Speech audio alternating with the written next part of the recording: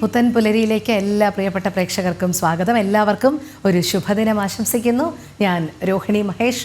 സജീവമായ ഒരു വാർത്താ പ്രഭാതം തന്നെയാണ്. കനത്ത മഴ സംസ്ഥാനത്ത് എങ്ങുമുണ്ട്. എന്തായാലും എല്ലാ വാർത്തയുടെയും വിശദാംശങ്ങളിലേക്ക് നമുക്കെത്താം. പ്രധാന തലക്കെട്ടുകൾ നോക്കിയതിന് ശേഷം സംസ്ഥാനത്തെ എല്ലാ ജില്ലകളിലും ഇന്നും മഴ മുന്നറിയിപ്പ്. വടക്കൻ കേരളത്തിൽ അതിശക്ത മഴ. കോഴിക്കോടും കണ്ണൂരും വയനാടും റെഡ് അലേർട്ട്. 4 ജില്ലകളിലെ വിദ്യാഭ്യാസ സ്ഥാപനങ്ങൾക്ക് അവധി.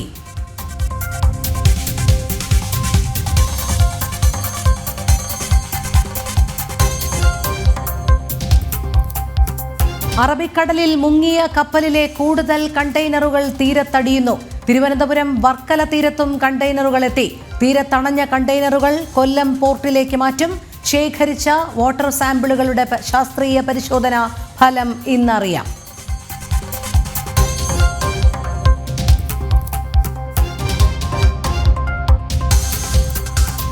സമസ്ത മുഖപത്രത്തിലെ രാജ്യവിരുദ്ധ പരാമർശത്തിൽ പ്രതിഷേധം ശക്തം.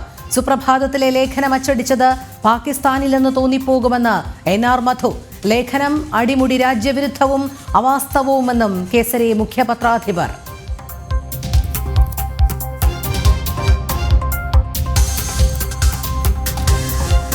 കരുവന്നൂർ കള്ളപ്പണക്കേസിൽ CPM നേതാക്കൾക്ക് കൂടുതൽ കുരുക്ക്. വായ്പകൾ അനുവദിക്കാൻ നേരിട്ടിടപെട്ട് മുൻ മന്ത്രി AC മൊയ്തീൻ. നേതാക്കളെ കുരുക്കി CPM ജില്ലാ സെക്രട്ടേറിയറ്റ് അംഗത്തിന്റെ മൊഴി. മറ്റ് സഹകരണ ബാങ്ക് ക്രമക്കേട് പരാതികളിലും അന്വേഷണം ഊർജിതമാക്കി ED.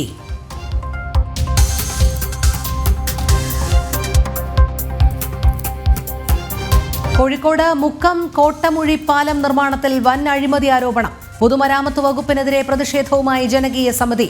പാലം പുനർനിർമ്മിച്ചത് 4 കോടിയിലധികം രൂപ ചിലവഴിച്ച്.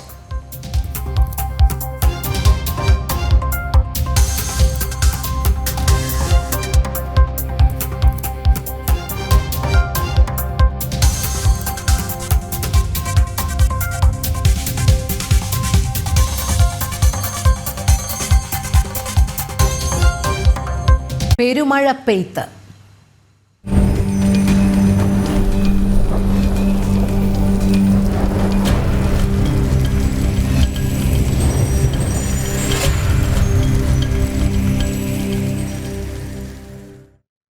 സംസ്ഥാനത്ത് അതിതീവ്ര മഴ തുടരുന്നു. ഇന്ന് കോഴിക്കോട്, വയനാട്, കണ്ണൂർ ജില്ലകളിൽ റെഡ് അലേർട്ട് പ്രഖ്യാപിച്ചു. തെക്കൻ കേരളത്തിൽ ശക്തമായ മഴയ്ക്കും വടക്കൻ കേരളത്തിൽ അതിശക്ത മഴയ്ക്കും സാധ്യതയെന്ന് മുന്നറിയിപ്പുണ്ട്. കനത്ത മഴയെ തുടർന്ന് കണ്ണൂർ, വയനാട്, കോട്ടയം, കോഴിക്കോട് ജില്ലകളിലെ വിദ്യാഭ്യാസ സ്ഥാപനങ്ങൾക്ക് അവധി പ്രഖ്യാപിച്ചു. ട്രാക്കിൽ മരം വീണതിനെ തുടർന്ന് നിരവധി ട്രെയിനുകളും വൈകി ഓടുകയാണ്. കൂടുതൽ വിവരങ്ങളുമായി നമ്മുടെ പ്രതിനിധികൾ ചേരുന്നു. ആദ്യം നമുക്ക് കൊച്ചിയിലേക്ക് പോകാം. കൊച്ചിയിൽ നിന്ന് കിരൺ കുമാർ ചേരുന്നുണ്ട്. കിരൺ, സംസ്ഥാനമാകെ അതിശക്തമായ മഴ മുന്നറിയിപ്പാണ്. മധ്യ കേരളത്തിലും വടക്കൻ കേരളത്തിലുമൊക്കെ അതിശക്ത മഴ മുന്നറിയിപ്പുകളാണ് ഇനി തുടർ ദിവസങ്ങളിലും നൽകിക്കൊണ്ടിരിക്കുന്നത്. എറണാകുളത്തെ സാഹചര്യം എങ്ങനെയാണ്? നമുക്കറിയാം, പലപ്പോഴും മഴ ആരംഭിക്കുമ്പോൾ തന്നെ വലിയ വെള്ളക്കെട്ട് രൂപപ്പെടുകയാണ്. ഇപ്പോൾ കഴിഞ്ഞ 1.5 ആഴ്ചയായി തോരാതെ പെയ്യുന്ന മഴയാണ്. എന്തായാലും എറണാകുളം ജില്ലയെ ഇത് എത്രത്തോളം പ്രതികൂലമായിട്ടാണ് ബാധിച്ചിരിക്കുന്നത്?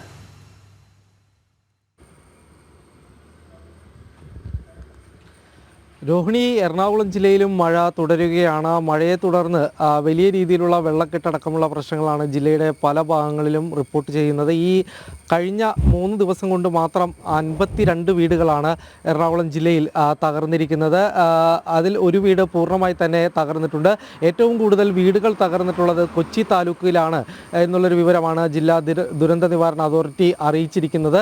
ഒപ്പം തന്നെ ജില്ലയിൽ 2 മരണങ്ങളും റിപ്പോർട്ട് ചെയ്യപ്പെട്ടിട്ടുണ്ട് ഈ മഴയെ തുടർന്ന്. കഴിഞ്ഞ ദിവസം മൂവാറ്റുപുഴ ആറിൽ വീണ് ഒരാൾ മരിക്കുകയുണ്ടായിരുന്നു. കൂടാതെ മരം വീണ് ഇലക്ട്രിക് ലൈൻ താഴെ വീഴുകയും ഇതിൽ നിന്ന് ഷോക്കേറ്റ് ഒരാൾ മരിക്കുകയും കൂത്താട്ടുകുളത്ത് ഒരാൾ മരിക്കുകയും ചെയ്തിട്ടുണ്ട്. ഇങ്ങനെ 2 മരണങ്ങൾ കൂടി കഴിഞ്ഞ ദിവസങ്ങളിലായിട്ട് കൊച്ചിയിൽ റിപ്പോർട്ട് ചെയ്യപ്പെടുന്നു. ഒപ്പം തന്നെ കൊച്ചിയുടെ തീരദേശ മേഖലയെ നോക്കിക്കഴിഞ്ഞാൽ അതിശക്തമായിട്ടുള്ള കടൽക്ഷോഭമാണ് അനുഭവപ്പെട്ടുകൊണ്ടിരിക്കുന്നത്. ചെല്ലാനം, കണ്ണമാലി മേഖലയിൽ ഇന്നലെയും വലിയ രീതിയിൽ തന്നെ വീടുകളിലേക്കടക്കം വെള്ളം കയറുന്ന സാഹചര്യമുണ്ടായിരുന്നു.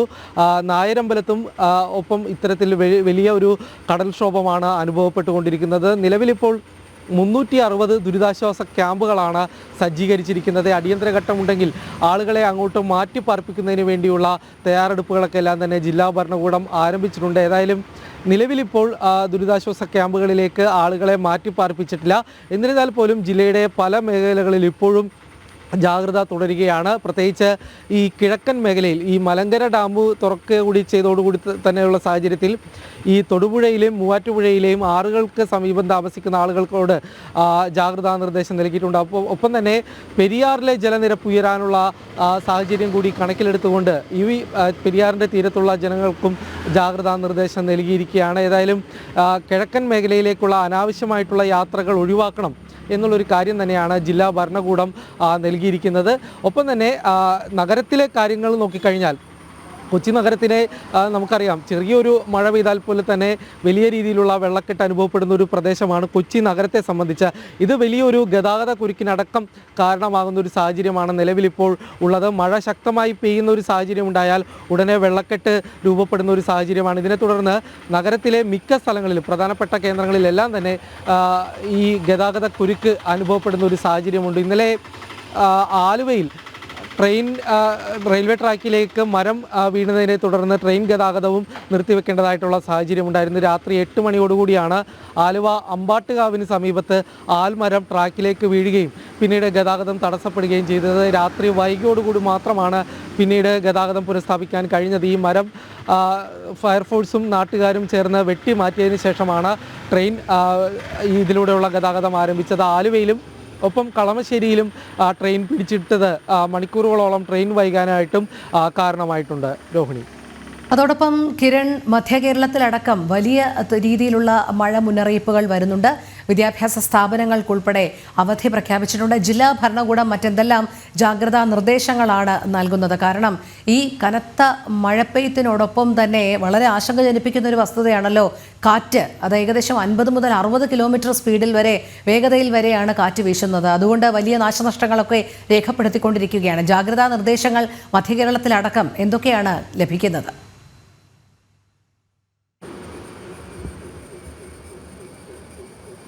രോഹിണി, നോക്കിക്കഴിഞ്ഞാൽ ഈ തൃശ്ശൂർ, ആലപ്പുഴ ജില്ലകളിലടക്കം ഈ കാറ്റ് ശക്തമായതിനെ തുടർന്ന് വലിയ രീതിയിലുള്ള നാശനഷ്ടങ്ങളാണ് കഴിഞ്ഞ ദിവസങ്ങളിൽ റിപ്പോർട്ട് ചെയ്യപ്പെട്ടിട്ടുള്ളത്. ആലപ്പുഴയിൽ 18 വയസ്സുകാരി മരിക്കുന്ന അടക്കമുള്ള ഒരു സാഹചര്യം ഉണ്ടായിരുന്നു. മഴയെ തുടർന്ന് ഇവർ ആലപ്പുഴ ബീച്ചിന് സമീപത്തെ ഒരു കടയിൽ കയറി നിന്നതാണ്. ഈ സമയത്ത് കട തകർന്നു വീണായിരുന്നു ഒരു പെൺകുട്ടി മരിക്കുന്നതായിട്ടുള്ളൊരു സാഹചര്യം ഉണ്ടായിരുന്നു. ഇങ്ങനെ ഒപ്പം തന്നെ ആലപ്പുഴയിലെ വിവിധ സ്ഥലങ്ങളിൽ ഈ വീട് തകർന്ന് ആളുകൾക്ക് പരിക്കേൽക്കുന്ന അടക്കമുള്ള സാഹചര്യങ്ങളുണ്ടായിരുന്നു. തൃശ്ശൂരിലും സമാനമായ സാഹചര്യങ്ങൾ തന്നെയായിരുന്നു. മരം കടപുഴകി വീണതിനെ തുടർന്ന് ട്രെയിൻ ഗതാഗതം ഇന്നലെയും തടസ്സപ്പെട്ടിരുന്നു. ഇടുക്കിയിലാണെങ്കിലും നോക്കിക്കഴിഞ്ഞാൽ ഇടുക്കിയിലെയും ജാഗ്രതക്ക് ഒട്ടും കുറവില്ല. ഇടുക്കിയിലും വലിയ രീതിയിലുള്ള ജാഗ്രത തന്നെയാണ് തുടരുന്നത്. പ്രത്യേകിച്ച് ഈ ഡാമുകളിലെ ഷട്ടറുകൾ തുറക്കുന്ന ഒരു സാഹചര്യത്തിൽ ഇടുക്കിയിലൂടെ കടന്നു പോകുന്ന നദികളുടെ തീരത്തുള്ളവർക്കെല്ലാം തന്നെ ജാഗ്രതാ നിർദ്ദേശം നൽകുന്നുണ്ട്. ഒപ്പം ഈ ഹൈ റേഞ്ചിലേക്കുള്ള യാത്രകൾ, വിനോദസഞ്ചാരികൾ അടക്കമുള്ള ആളുകൾ അനാവശ്യമായിട്ടുള്ള യാത്രകൾ ഒഴിവാക്കണം എന്നുള്ളൊരു നിർദ്ദേശമാണ് ഇടുക്കിയെ സംബന്ധിച്ച് ഇടുക്കിയിലെ ജില്ലാ ഭരണകൂടവും നൽകിയിട്ടുള്ളത്. രോഹിണി, ശരി. കിരൺകുമാറാണ് കൊച്ചിയിൽ നിന്നുള്ള വിവരങ്ങൾ നൽകിയത്. നമുക്കിനി കോഴിക്കോടേക്ക് പോകാം. ദിസ്ന സുരേഷ് ചേരുന്നുണ്ട്. ദിസ്ന, വടക്കൻ കേരളത്തിൽ അതിതീവ്ര മഴ മുന്നറിയിപ്പാണ്. നമുക്കറിയാം, കഴിഞ്ഞ ദിവസം അതിശക്തമായ കാറ്റിൽ നിരവധി മരങ്ങളാണ് കടപുഴകി വീടിന് മുകളിലേക്കും റെയിൽവേ ട്രാക്കിലേക്കും ഒക്കെ പതിച്ചത്. അത് കാരണം ട്രെയിൻ ഗതാഗതം കഴിഞ്ഞ ദിവസം പാടെ തടസ്സപ്പെടുന്ന ഒരു കാഴ്ചയൊക്കെ നമ്മൾ കണ്ടതാണ്. നിലവിലെ സാഹചര്യം എങ്ങനെയാണ് കോഴിക്കോട് ഉൾപ്പെടെയുള്ള വടക്കൻ കേരളത്തിലെ ജില്ലകളിൽ? രോഹിണി, ഇന്നലെ അരീക്കാടുണ്ടായ മരം കടപുഴകി വീണ സംഭവവുമായി ബന്ധപ്പെട്ട 6 മണിക്കൂറിലേറെയാണ് ട്രെയിൻ ഗതാഗതം സ്തംഭിച്ചത്. ഇതുവരെ പുനഃസ്ഥാപിച്ചെങ്കിലും ട്രെയിനുകൾ വൈകി ഓടുന്നു എന്നൊരു വാർത്ത തന്നെയാണ് വടക്കൻ കേരളത്തിൽ നിന്നും പ്രധാനമായും പറയുവാനുള്ളത്. ഇന്നലെ രാത്രി 9:30 ഇത്തരത്തിൽ പാളത്തിലേക്ക് 3 മരങ്ങൾ കടപുഴകി വീണത്. ആ മരങ്ങൾ വെട്ടിമാറ്റിയെങ്കിലും ട്രെയിൻ ഗതാഗതം വൈകി ഓടുന്നു എന്നൊരു വിവരം തന്നെയാണ് നിലവിൽ നമുക്ക് ലഭ്യമായത്. കൂടാതെ കോഴിക്കോട് കോഴിക്കോട് ജില്ലയുടെ നഗര തീരദേശ മേഖലകളിൽ മഴ ശക്തമായി തന്നെയാണ് ഇന്നലെ രാത്രി പെയ്തിരുന്നത്. ആ പെയ്ത മഴ ഇപ്പോഴും തുടർച്ചയായി പെയ്തുകൊണ്ടിരിക്കുന്ന ഒരു സ്ഥിതിയാണ് നിലവിലുള്ളത്. പ്രധാനമായും മുക്കം, കാരശ്ശേരി, ഓമശ്ശേരി തുടങ്ങിയ പ്രദേശങ്ങളിലൊക്കെ തന്നെയും വലിയ രീതിയിലുള്ള മഴ പെയ്തു. എന്തായാലും ജില്ലയിൽ 3 ദുരിതാശ്വാസ ക്യാമ്പുകൾ തുറന്നിട്ടുണ്ട് എന്നൊരു വിവരം തന്നെയാണ് PRDയിൽ നിന്ന് നമുക്ക് ലഭ്യമായിട്ടുള്ളത്. കൂടാതെ തന്നെ വിലങ്ങാട് പ്രദേശത്തെ 19ഓളം കുടുംബങ്ങളെ മാറ്റി പാർപ്പിക്കുന്ന ഒരു സ്ഥിതിയുണ്ട്. കൂടാതെ തന്നെ വിലങ്ങാട് ശക്തമായ മഴ പെയ്തുകൊണ്ടിരിക്കുകയാണ്. നമുക്കറിയാം, വയനാടിന് സമാനമായ ദിവസം തന്നെയാണ് വിലങ്ങാടും ഇത്തരത്തിലുള്ള ഉരുൾപൊട്ടൽ ഉണ്ടായത്. അതുകൊണ്ട് തന്നെ പ്രദേശവാസികളോടൊക്കെ തന്നെയും ജാഗ്രത പാലിക്കണമെന്നൊരു നിർദ്ദേശം കളക്ടർ നൽകിയിരുന്നു. ഇന്ന് ചിലപ്പോൾ കളക്ടർ അവിടെ സന്ദർശനം നടത്താൻ സാധ്യതയുണ്ട് എന്നൊരു വാർത്തയും നമുക്ക് ലഭ്യമായിട്ടുണ്ട്. നമുക്കറിയാം, വിലങ്ങാട് പുഴയിലടക്കം വലിയ രീതിയിൽ വെള്ളം കരകവിഞ്ഞൊഴുകുന്ന ഒരു കാഴ്ചയാണ് ഉണ്ടായത്. അതോടൊപ്പം തന്നെ മഞ്ഞച്ചീളി ഭാഗത്തൊക്കെ തന്നെയും വലിയ രീതിയിൽ നാശനഷ്ടമുണ്ടായി, കൃഷികൾ നശിക്കുന്ന ഒരു കാഴ്ചയൊക്കെ തന്നെയും നമ്മൾ കഴിഞ്ഞ കാലവർഷക്കെടുതിയിൽ കണ്ടതാണ്. അതുകൊണ്ട് തന്നെ വിലങ്ങാട് പ്രദേശത്തൊക്കെ തന്നെയും വലിയ രീതിയിലുള്ള ജാഗ്രത ഉണ്ടാവണം എന്നൊരു കാര്യം തന്നെയാണ് ഇപ്പോൾ കളക്ടർ ഉൾപ്പെടെയുള്ള ആളുകൾ നൽകിയിരിക്കുന്നത്. പ്രധാനമായും എടുത്തു പറയേണ്ടത്, തീരദേശ മേഖലയിൽ പൂർണ്ണമായും ജാഗ്രതാ നിർദ്ദേശം നൽകിയിട്ടുണ്ട്. പുതിയാപ്പ, വെള്ളയിൽ തുടങ്ങിയ ഹാർബറിലൊക്കെ തന്നെയും വലിയ രീതിയിലുള്ള നിർദ്ദേശങ്ങളൊക്കെ തന്നെയാണ് നൽകിയിരിക്കുന്നത്. ഈ മുക്കം ഭാഗത്തൊക്കെ തന്നെ വലിയ രീതിയിലുള്ള വെള്ളക്കെട്ടുകൾ രൂപപ്പെടുന്നു. നമുക്കറിയാം, കോഴിക്കോട് ജില്ലയെ സംബന്ധിച്ചിടത്തോളം ഒരു മഴ പെയ്താൽ വലിയ രീതിയിൽ വെള്ളക്കെട്ടുകൾ ഉണ്ടാകുന്ന ഒരു അവസ്ഥയിലേക്ക് പോകുന്നു. അതിന് ശാശ്വതമായ പരിഹാരം ഉണ്ടായിട്ടില്ല എന്നൊരു ആരോപണവും ശക്തമാകുന്നുണ്ട്. എന്തായാലും ജില്ലയിൽ വലിയ രീതിയിലുള്ള ക്രമീകരണങ്ങൾ തന്നെയാണ് ഒരുക്കിയിട്ടുള്ളത്. രോഹിണി. ശരി, കോഴിക്കോട് നിന്ന് ദിസ്രയാണ് വിവരങ്ങൾ നൽകിയത്. ഇനി നമുക്ക് തലസ്ഥാന ജില്ലയുടെ സാഹചര്യം പരിശോധിക്കാം. തിരുവനന്തപുരത്ത് നിന്ന് പ്രശാന്ത് ശങ്കരമംഗലത്ത് ചേരുന്നുണ്ട്. പ്രശാന്ത്, തെക്കൻ കേരളത്തിലും വലിയ തോതിൽ തന്നെയാണ് മഴ പെയ്തുകൊണ്ടിരിക്കുന്നത്. തിരുവനന്തപുരത്തെ സാഹചര്യം?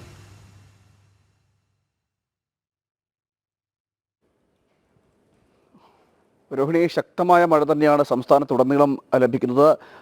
ഉത്തര കേരളത്തിലും അതോടൊപ്പം തന്നെ ദക്ഷിണ കേരളത്തിലും ശക്തമായി തന്നെ മഴ പെയ്യുന്ന സാഹചര്യമുണ്ട്. കാലവർഷം വന്നതിന് പിന്നാലെ വലിയ രീതിയിൽ മഴക്കെടുതി രൂക്ഷമാകുന്ന ഒരു സാഹചര്യമുണ്ട്. വിവിധ ജില്ലകളിലടക്കം മഴക്കെടുതികൾ രൂക്ഷമാകുന്ന സാഹചര്യം ഉണ്ടായിരുന്നു. മരം റോഡിലേക്ക് കടപുഴകി വീഴുന്ന അടക്കമുള്ള സാഹചര്യങ്ങൾ ഉണ്ടായിട്ടുണ്ട്. വൈദ്യുതി ബന്ധം വിച്ഛേദിക്കുന്ന അടക്കമുള്ള സാഹചര്യം ഉണ്ടായിരുന്നു. തലസ്ഥാന ജില്ലയിലും സമാനമായ സാഹചര്യം തുടരുകയാണ്. മലയോര മേഖലകളിലും അതോടൊപ്പം തന്നെ തീരദേശ മേഖലകളിലും മഴ ശക്തമാകുന്ന സാഹചര്യമുണ്ട്. തീരദേശ മേഖലകളിൽ വലിയ രീതിയിൽ കാറ്റ് വീശുന്നത് കൊണ്ട് തന്നെ കടൽക്ഷോഭം അടക്കമുള്ളതിൻ്റെ ഒരു സാഹചര്യമുണ്ട്. മാത്രമല്ല 4 മീറ്റർ വരെ തിരമാലകൾ ഉയർന്നു പൊന്താൻ സാധ്യതയുണ്ടെന്നുള്ളൊരു മുന്നറിയിപ്പും കാലാവസ്ഥാ നിരീക്ഷണ കേന്ദ്രം നൽകിയിരുന്നു. ഈ തീരദേശ മേഖലയിൽ ജീവിക്കുന്നവരടക്കം ജാഗ്രത പാലിക്കണമെന്നൊരു നിർദ്ദേശമാണ് ഇപ്പോൾ ഉള്ളത്. കാരണം ഇതോടൊപ്പം തന്നെ കള്ളക്കടൽ പ്രതിഭാസത്തിനൊക്കെ സാധ്യത കാണുന്നുണ്ട്. അതുകൊണ്ട് തന്നെ ഈ തീരദേശത്തേക്ക് കയറി വരാൻ, അതായത് ജനവാസ മേഖലയിലടക്കം വലിയ ശക്തമായ കാറ്റിന് സാധ്യത ഉള്ളത് കൊണ്ട് തന്നെ തീരദേശ മേഖലയിൽ താമസിക്കുന്നവർ ഒരു വലിയ ജാഗ്രത പാലിക്കണമെന്നൊരു മുന്നറിയിപ്പ് നേരത്തെ തന്നെ നൽകിയിരുന്നതാണ്. സമാനമായ രീതിയിൽ തന്നെയാണ് മലയോര മേഖലകളിലുള്ള സാഹചര്യവും. പലയിടങ്ങളിലും മരങ്ങൾ റോഡിലേക്കും അതോടൊപ്പം തന്നെ വീടുകളിലേക്കും ഒക്കെ കടപുഴകി വീഴുന്ന ഒരു സാഹചര്യം ഉണ്ടായിരുന്നു. അതുതന്നെയാണ് ഇപ്പോഴും തുടരുന്നത്. അതോടൊപ്പം തന്നെ തലസ്ഥാന നഗരത്തിലേക്ക് വരികയാണെങ്കിൽ പലയിടങ്ങളിലും ഈ കനത്ത മഴയിൽ വെള്ളക്കെട്ട് രൂപപ്പെടുന്ന സാഹചര്യമുണ്ട്. ശക്തമായ ഇടിമിന്നലോട് കൂടിയുള്ള മഴയാണ് പെയ്യുന്നത്. വലിയ ജാഗ്രത വേണമെന്നുള്ള മുന്നറിയിപ്പും കാലാവസ്ഥാ നിരീക്ഷണ കേന്ദ്രം നൽകുന്നുണ്ട്. അതോടൊപ്പം തന്നെ കാലാവസ്ഥാ നിരീക്ഷണ കേന്ദ്രത്തിൻ്റെ മുന്നറിയിപ്പുകൾ തന്നെ മാറ്റം വന്നുകൊണ്ടിരിക്കുന്ന സാഹചര്യമാണ്. നേരത്തെ കണ്ണൂർ, കോഴിക്കോട് ജില്ലകൾക്കാണ് യെല്ലോ അലർട്ട് ഉണ്ടെങ്കിൽ അത് പിന്നീട് അത് മാറുന്ന സാഹചര്യമുണ്ടായിരുന്നു. ഇങ്ങനെ ഈ അലർട്ടുകളിലും മാറ്റം വന്നുകൊണ്ടിരിക്കുകയാണ്. ഏതായാലും വലിയ രീതിയിൽ ശക്തമായ രീതിയിൽ തന്നെ ഈ കാലവർഷം സംസ്ഥാനത്തുടനീളം പെയ്യുന്നുണ്ട്. സമാനമായ രീതിയിൽ തന്നെ തലസ്ഥാന നഗരിയിലും പലയിടങ്ങളിലും വെള്ളക്കെട്ട് രൂപപ്പെടുന്നുണ്ട്. തലസ്ഥാനത്തേക്ക് വരികയാണെങ്കിൽ നമുക്കറിയാം, സ്ഥിരമായി ഈ ഒരു മഴ പെയ്താൽ പോലും ഏറ്റവും കൂടുതൽ വെള്ളക്കെട്ട് രൂപപ്പെടുന്ന സ്ഥലമാണ് തമ്പാനൂർ എന്ന് പറയുന്നത്. അതോടൊപ്പം തന്നെ കിഴക്കൈക്കോട്ടയുടെ ഏതാനും ചില ഭാഗങ്ങൾ, ബേക്കറി ജംഗ്ഷൻ, കവടിയാർ തുടങ്ങിയ സ്ഥലങ്ങളിലെല്ലാം മഴ ശക്തമായതോടുകൂടി വെള്ളക്കെട്ട് രൂപപ്പെടുകയും ചെയ്തിരുന്നു. മാത്രമല്ല, മരങ്ങൾ കടപുഴകി വീഴുന്ന ഒരു സാഹചര്യമൊക്കെ ഉണ്ട്. നേരത്തെ തന്നെ ഇതൊരു മുന്നറിയിപ്പിൻ്റെ ഭാഗത്ത് മഴ ശക്തമാകുമെന്നൊരു മുന്നറിയിപ്പ് കാലാവസ്ഥാ നിരീക്ഷണ കേന്ദ്രം നൽകിയിരുന്നു. എന്നാൽ അതിൽ നഗരസഭയടക്കം തദ്ദേശ സ്വയംഭരണ സ്ഥാപനങ്ങളടക്കം ഒരു അവഗണന കാണിച്ചതാണ് ഇത്തരത്തിൽ ഇപ്പോഴും ഈ മരച്ചില്ലകളടക്കം ഒടിഞ്ഞു വീഴാനുള്ള സാഹചര്യം ഉണ്ടാകുന്നത്. കാരണം ഈ മഴക്കാല പൂർവ്വ ശുചീകരണങ്ങളുടെ എല്ലാം ഭാഗമായിട്ട് മരച്ചില്ലകൾ വെട്ടിമുറിക്കണം, അതോടൊപ്പം തന്നെ ഓട നവീകരണം നടത്തണം എന്നതെല്ലാം കാര്യങ്ങൾ പറഞ്ഞിരുന്നു. എങ്കിൽ പോലും അതിൽ ഉപേക്ഷ വിചാരിച്ചതാണ് ഇത്തരത്തിൽ ഈ പലയിടങ്ങളിലും മരങ്ങൾ വീഴുകയും വൈദ്യുതി ലൈനുകൾ അല്ലെങ്കിൽ വൈദ്യുതി പോസ്റ്റുകൾക്ക് മുകളിലൂടെ മരങ്ങൾ ഒടിഞ്ഞു വീഴുന്ന സാഹചര്യമൊക്കെ ഉണ്ടായിരുന്നു. കഴിഞ്ഞ ദിവസം സമാനമായ രീതിയിൽ തന്നെ ഉണ്ടായിരുന്നു. ഇന്നലെ പെയ്ത കനത്ത മഴയിലും ഏതാനും സ്ഥലങ്ങളിലടക്കം ഈ സ്ഥിതി തുടരുന്നൊരു സാഹചര്യമുണ്ട്. എന്തായാലും മഴ കനക്കുമെന്ന് തന്നെയാണ് കാലാവസ്ഥാ നിരീക്ഷണ കേന്ദ്രം നൽകുന്ന മുന്നറിയിപ്പ്. അതോടൊപ്പം തന്നെ ജാഗ്രത വേണമെന്നൊരു മുന്നറിയിപ്പും പറയുന്നുണ്ട്. കഴിഞ്ഞ രാത്രി മുഴുവൻ ശക്തമായ കാറ്റും മഴയും ഉണ്ടായിരുന്നു. സമാനമായ സാഹചര്യമാണ് ഇന്നുമുള്ളത്. മഴ ശക്തമാകുമെന്ന് തന്നെയാണ് കാലാവസ്ഥാ നിരീക്ഷണ കേന്ദ്രവും പറയുന്നത്. രോഹിണി. ശരി പ്രശാന്ത്, സംസ്ഥാനത്തൊട്ടാകെ കനത്ത മഴ തന്നെയാണ് രേഖപ്പെടുത്തിക്കൊണ്ടിരിക്കുന്നത്. വടക്കൻ കേരളത്തിൽ 4 ജില്ലകൾക്കാണ് റെഡ് അലേർട്ട് മുന്നറിയിപ്പ് നൽകിയിരിക്കുന്നത്. വിദ്യാഭ്യാസ സ്ഥാപനങ്ങൾക്കും അവധി പ്രഖ്യാപിച്ചിട്ടുണ്ട്. എന്തായാലും എല്ലാവരും ജാഗ്രത പാലിക്കണം എന്നാണ് അധികൃതർ വ്യക്തമാക്കുന്നത്. വിവിധ ജില്ലകളിൽ നിന്ന് നമ്മുടെ പ്രതിനിധികളാണ് തത്സമയ വിവരങ്ങൾ നൽകിക്കൊണ്ടിരുന്നത്. നമുക്കിനി മറ്റു വാർത്തകൾ നോക്കാം. അറബിക്കടലിൽ മുങ്ങിയ കപ്പലിൽ നിന്ന് കൊല്ലം തീരത്തേക്ക് അടിഞ്ഞ കണ്ടെയ്നറുകൾ നീക്കം ചെയ്യുന്നത് തുടരും. കൊല്ലം തുറമുഖത്തേക്കാണ് കസ്റ്റംസ് സംഘം സീസ് ചെയ്ത കണ്ടെയ്നറുകൾ എത്തിക്കുക. ഇന്നലെ 34 കണ്ടെയ്നറുകൾ കൊല്ലം ആലപ്പുഴ തീരങ്ങളിലായി കരയ്ക്കടിഞ്ഞിരുന്നു. ഇവയിലൊന്നും രാസപദാർത്ഥങ്ങളില്ലെന്നാണ് പ്രാഥമിക നിഗമനം. ശേഖരിച്ച വാട്ടർ സാമ്പിളുകളുടെ ശാസ്ത്രീയ പരിശോധനാ ഫലവും ഇന്ന് അറിയും. ശക്തികുളങ്ങരയിൽ നിന്നും എം മനോജ് ചേരുന്നു. മനോജ്, കഴിഞ്ഞ ദിവസം കൊല്ലം തീരത്തടിഞ്ഞ കണ്ടെയ്നറുകൾ കടൽമാർഗം തന്നെ നീക്കം ചെയ്യും എന്നാണ് അധികൃതർ അറിയിച്ചത്. അതിന്റെ അടിസ്ഥാനത്തിൽ കൊല്ലം തുറമുഖത്തേക്ക് ആദ്യം ഇവ അടുപ്പിക്കും, തുടർന്നായിരിക്കും മറ്റ് നടപടിക്രമങ്ങളിലേക്ക് കടക്കുക എന്നും പറയുകയുണ്ടായി. കഴിഞ്ഞ ദിവസമൊക്കെ നമ്മൾ കണ്ടതാണ് ഈ ചില കണ്ടെയ്നറുകളിലൊക്കെ കയർ കെട്ടി വലിച്ച് മാറ്റുന്ന ഒരു സാഹചര്യം. എന്തായാലും ഇപ്പോൾ ഏറ്റവും ഒടുവിലായി ലഭിക്കുന്ന വിവരങ്ങൾ എങ്ങനെയാണ്? രോഹിണി, ഒഴുകി നടക്കുന്ന കണ്ടെയ്നറുകളാണ് ഇത്തരത്തിൽ തുറമുഖത്തേക്ക് മാറ്റുന്ന നടപടികൾ പുരോഗമിക്കുക. എന്തായാലും കഴിഞ്ഞ ദിവസം ആദ്യമായി അതായത് ഒഴുകി നടന്നിരുന്ന ഒരു കണ്ടെയ്നറിനെ കയർ കെട്ടി തുറമുഖത്തേക്ക് എത്തിച്ചിരുന്നു. പിന്നാലെയാണ് ബാക്കിയുള്ള ഈ കണ്ടെയ്നറുകൾ നിരീക്ഷിച്ച് അതിനെ അങ്ങോട്ടേക്ക് എത്തിക്കുവാനുള്ള ശ്രമം നടക്കുന്നത്. അതോടൊപ്പം തന്നെ ഈ തീരത്തടിഞ്ഞു കിടക്കുന്ന കണ്ടെയ്നറുകൾ കൊണ്ടുപോകുന്നതിലെ ബുദ്ധിമുട്ട് ഈ കമ്പനി നിയോഗിച്ചിട്ടുള്ള ടീം അംഗങ്ങൾ വ്യക്തമാക്കിയിരുന്നു. കാരണം ഈ അടിഞ്ഞു കിടക്കുന്ന കണ്ടെയ്നറുകൾ കടൽ മാർഗം വലിച്ചു കൊണ്ടുപോകുന്നതിൽ ബുദ്ധിമുട്ടുണ്ട്. അതുകൊണ്ട് തന്നെ ഇത് ഗ്യാസ് കട്ടർ ഉപയോഗിച്ചുകൊണ്ട് മുറിച്ചു മാറ്റി കൊണ്ടുപോകുവാനുള്ള ഒരു തീരുമാനത്തിലേക്ക് എത്തിയിരിക്കുന്നു എന്നാണ് ലഭിച്ചിരിക്കുന്ന വിവരം. എന്തായാലും ഇത്തരത്തിൽ അടിഞ്ഞു കിടക്കുന്ന കണ്ടെയ്നറുകളൊക്കെ അങ്ങനെയായിരിക്കും കൊണ്ടുപോവുക. ഈ ഒഴുകി നടക്കുന്ന കണ്ടെയ്നർ മാത്രമാണ് വലിച്ചു കൊണ്ടുപോകുവാൻ സാധിക്കുക എന്നുള്ളതാണ്. കാരണം കടൽ പ്രക്ഷുബ്ധമാണ്, അതോടൊപ്പം തന്നെ കാറ്റും രൂക്ഷമാണ്.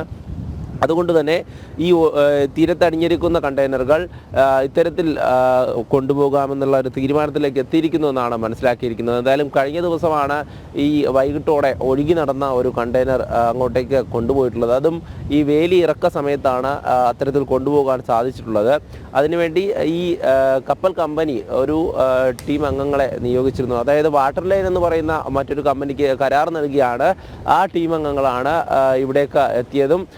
ഈ കണ്ടെയ്നറിന് അടുത്തേക്ക് പോകുന്നത് മുതലപ്പുഴയിൽ ഉൾപ്പെടെ ഉണ്ടായിരുന്ന ഈ രക്ഷകൻ എന്നുള്ള ടീം അംഗങ്ങളാണ്. അവരൊക്കെയാണ് ഇന്നലെ ഇതിൻ്റെ ഭാഗമായത്. എന്തായാലും ഇന്ന് മറ്റ് നടപടികൾ ഉണ്ടാകുമെന്നാണ് അറിയാൻ സാധിച്ചത്. ആകെ 32 കണ്ടെയ്നറുകളാണ് കഴിഞ്ഞ ദിവസം ഇവിടേക്ക് എത്തിയിരുന്നത്.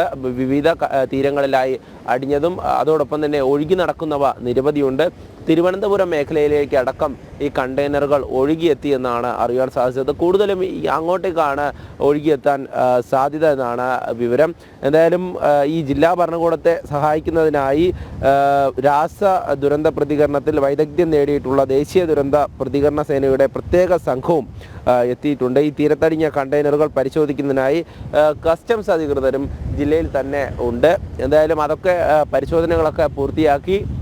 അതോടൊപ്പം തന്നെ ഈ കഴിഞ്ഞ ദിവസം വാട്ടർ സാമ്പിളുകൾ ശേഖരിച്ചിരുന്നു. അപ്പോൾ വാട്ടർ സാമ്പിളുകൾ ശാസ്ത്രീയ പരിശോധനയ്ക്ക് വിധേയമാക്കിയ ശേഷം അതിൻ്റെയൊക്കെ ഫലം അറിയാൻ സാധിക്കും.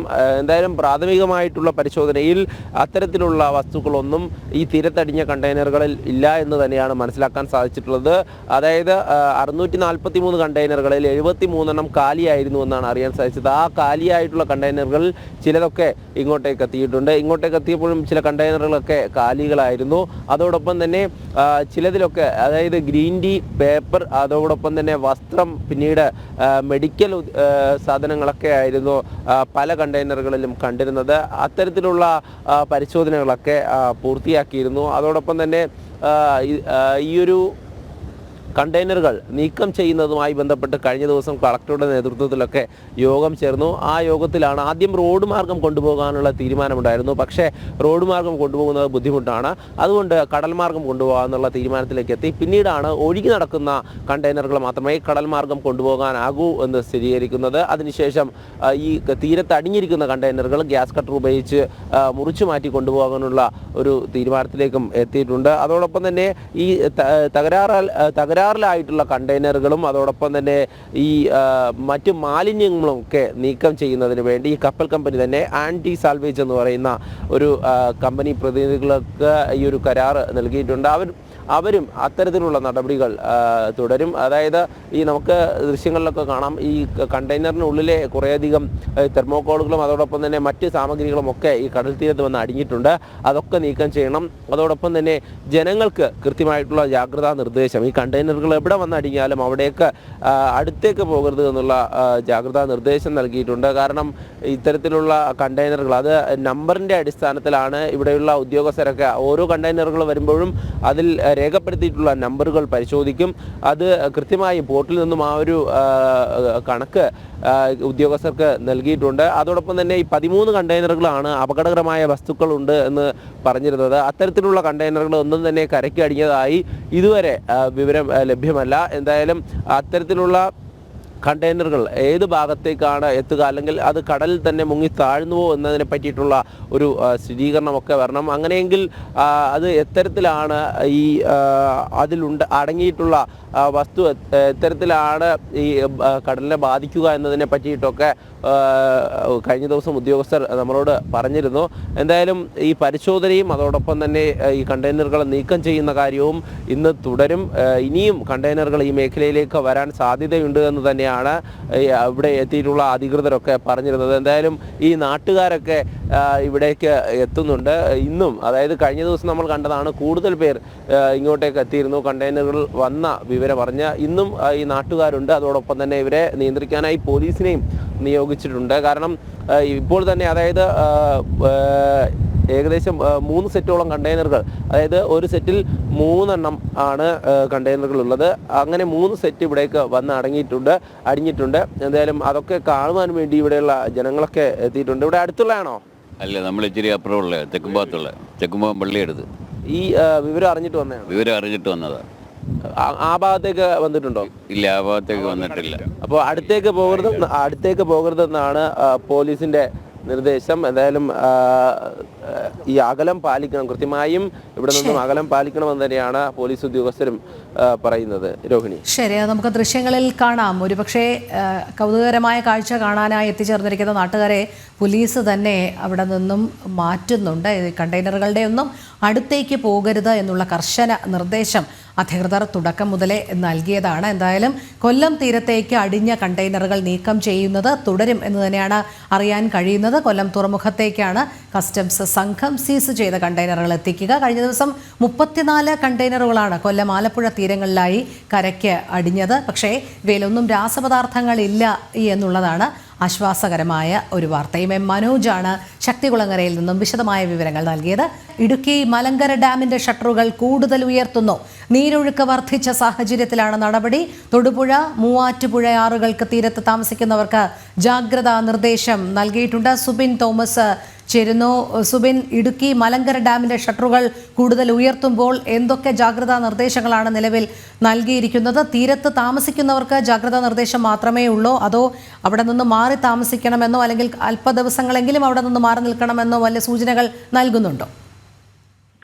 നിലവിൽ മാറി താമസിക്കണമെന്നൊരു നിർദ്ദേശം ജില്ലാ ഭരണകൂടം നൽകിയിട്ടില്ല. ഈ ഡാമിലേക്കുള്ള നീരൊഴുക്ക് ക്രമാതീതമായി വർദ്ധിച്ചിരിക്കുന്ന ഒരു സാഹചര്യമുണ്ട്. നിലവിൽ ഈ ഷട്ടറുകൾ 1 മീറ്റർ വീതം ഉയർത്തിയാണ് വെള്ളം പുറത്തേക്ക് ഒഴുക്കിക്കൊണ്ടിരുന്നത്. ഈ നീരൊഴുക്ക് വർദ്ധിച്ച സാഹചര്യത്തിലാണ് നിലവിൽ 1.5 മീറ്റർ കൂടി ഉയർത്തി വെള്ളം പുറത്തേക്ക് ഒഴുക്കാനുള്ള തീരുമാനം ജില്ലാ ഭരണകൂടം എടുത്തത്. രാവിലെ 7 മണിയോടുകൂടി തന്നെ ഈ ഷട്ടറുകൾ ഉയർത്തുമെന്നുള്ളതാണ് ജില്ലാ ഭരണകൂടം വ്യക്തമാക്കിയത്. ഇതിന്റെ സാഹചര്യത്തിലാണ് ഈ ജാഗ്രതാ നിർദ്ദേശം പ്രധാനമായും നൽകിയിട്ടുള്ളത്. മൂവാറ്റുപുഴ അതുപോലെ തന്നെ തൊടുപുഴ ആറുകളുടെ തീരത്തുള്ളവർ അതീവ ജാഗ്രത പുലർത്തണമെന്നുള്ള നിർദ്ദേശമാണ് നൽകിയിരിക്കുന്നത്. ഈ ക്രമാതീതമായ ജലം ഉയരാനും അതുപോലെ തന്നെ ഒഴുക്ക് വർദ്ധിക്കാനുമുള്ള ഒരു സാധ്യത മുന്നിൽ കണ്ടുകൊണ്ടാണ് ഇത്തരത്തിലൊരു നിർദ്ദേശം നൽകിയിട്ടുള്ളത്. ഈ നിലവിൽ മറ്റ് സ്ഥലങ്ങളിലേക്ക്, അതായത് ഈ ഒരു നദി വിട്ട് വെള്ളം പുറത്തേക്ക് കരകവിഞ്ഞൊഴുകുന്ന ഒരു സാഹചര്യം ഇല്ല എന്നുള്ളതാണ് നമുക്ക് നിലവിൽ മനസ്സിലാക്കാൻ സാധിക്കുന്നത്. എന്തായാലും ഇപ്പോഴും ഇടുക്കി ജില്ലയിൽ മഴ പെയ്യുന്നുണ്ട്.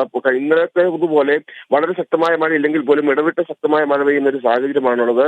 ജില്ലയിൽ അതീവ ജാഗ്രതാ നിർദ്ദേശം എന്തായാലും നിലവിൽ നിലനിൽക്കുന്നുണ്ട്. ഇന്നലെ രാത്രിയും മരം വീണും അതുപോലെ തന്നെ മണ്ണിടിഞ്ഞും വലിയ രീതിയിലുള്ള അപകടങ്ങൾ ഉണ്ടാകുന്ന ഒരു സാഹചര്യം ഉണ്ടായിരുന്നു. പ്രധാനമായും മാങ്കുളത്തിന് സമീപം സ്വകാര്യ ബസ്സിന് മുകളിലേക്ക് വൈദ്യുതി പോസ്റ്റും അതുപോലെ തന്നെ മരവും എല്ലാം കൂടെ വീഴുന്ന ഒരു സാഹചര്യം ഉണ്ടായി. ഈ സംഭവവുമായി ബന്ധപ്പെട്ട് ആർക്കും പരിക്കൊന്നും ഏറ്റിട്ടില്ല. അതുപോലെ തന്നെ മാങ്കുളത്ത് കാറിന് മുകളിലേക്ക് മരം വീണും അപകടം ഉണ്ടായിട്ടുണ്ട്. അടിമാലി 6-ാം മൈലിലും മരം വീണ് അപകടമുണ്ടാവുകയും കൊച്ചി ധനുഷ്കോടി ദേശീയപാതയിൽ ഗതാഗതം തടസ്സപ്പെടുകയും ചെയ്തിട്ടുണ്ട്. അതുപോലെ തന്നെ നേര്യമംഗലത്ത് മണ്ണിടിഞ്ഞ് വീണ് ഏകദേശം 2 മണിക്കൂറോളം പുലർച്ചെ മണ്ണിടിഞ്ഞ് വീണ് 2 മണിക്കൂറോളം ഗതാഗതം നിർത്തിവെക്കേണ്ട ഒരു സാഹചര്യമുണ്ട്. എന്തായാലും നിലവിൽ ഈ തടസ്സങ്ങളെല്ലാം നീക്കി ഇപ്പോൾ ഇവിടെ ഗതാഗതം പുനഃസ്ഥാപിച്ചിട്ടുണ്ട്. ഇതുപോലെ മരം വീണും മണ്ണിടിഞ്ഞുമാണ് ഏറ്റവും കൂടുതൽ അപകടങ്ങൾ നിലവിൽ ഇടുക്കി ജില്ലയിൽ ഉണ്ടായിക്കൊണ്ടിരിക്കുന്നത്. അതുകൊണ്ട് തന്നെ ജില്ലാ കളക്ടർ ഇന്നലെ വ്യക്തമാക്കിയത് ഈ മേഖലകളിൽ, അതായത് മണ്ണിടിച്ചിൽ ഭീഷണിയുള്ള മേഖലകളിൽ കടുത്ത ജാഗ്രത വേണം. ഉരുൾപൊട്ടൽ ഉണ്ടാവാനുള്ള സാധ്യതയുണ്ട്. ഉരുൾപൊട്ടൽ മേഖലകളിലും കടുത്ത ജാഗ്രത ആളുകൾ പുലർത്തണം. മുമ്പ്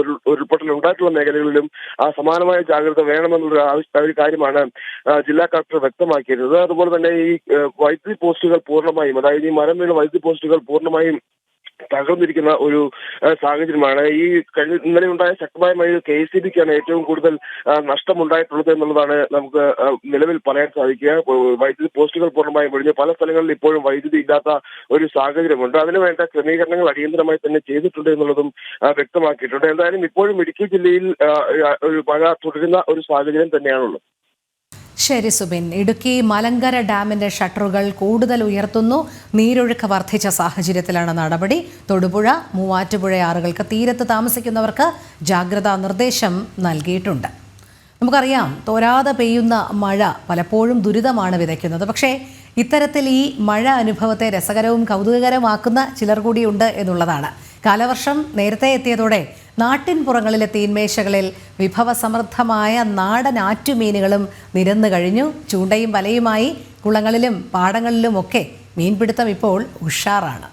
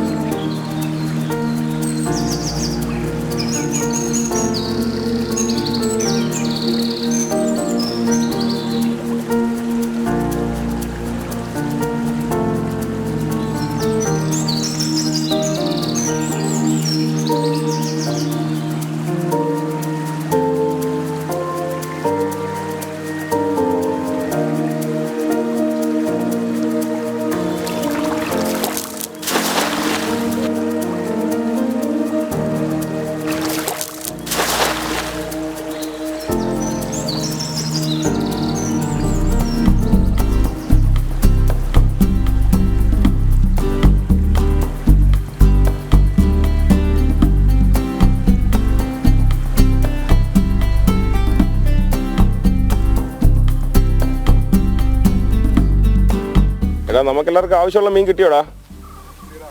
എല്ലാവർക്കും ഉള്ളതായോ? എല്ലാവർക്കും ഇനി നമുക്ക് കൊടുക്കാമല്ലോ മീനല്ലേ വീട്ടിലേക്ക്?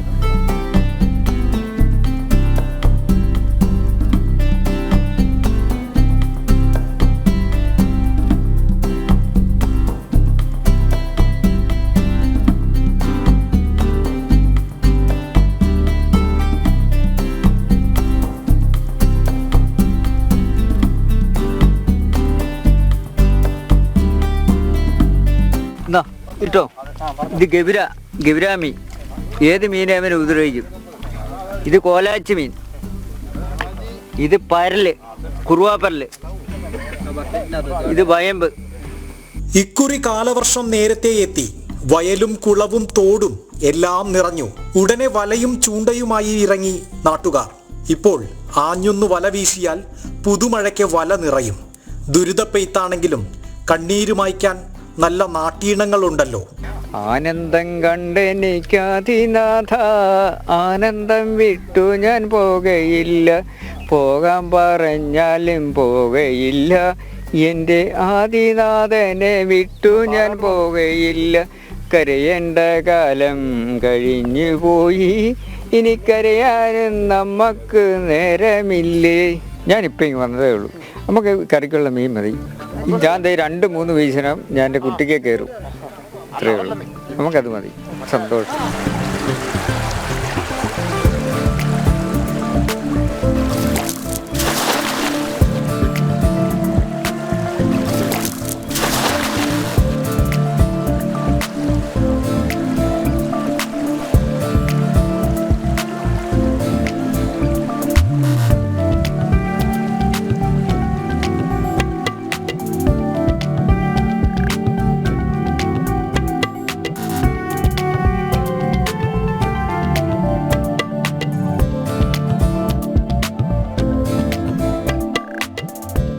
പുഴമീൻ നല്ല ടേസ്റ്റ് അല്ലേ അത്? എനിക്കിഷ്ടമാണ് അതല്ലേ മേടിച്ചത്. അതിനകത്ത് എല്ലാ സൈസും ഉണ്ട്, മിക്സറല്ലേ, എല്ലാം ഉണ്ട്. വറക്കുകയും ചെയ്യും, പീര വെക്കാം, എല്ലാം ചെയ്യാം.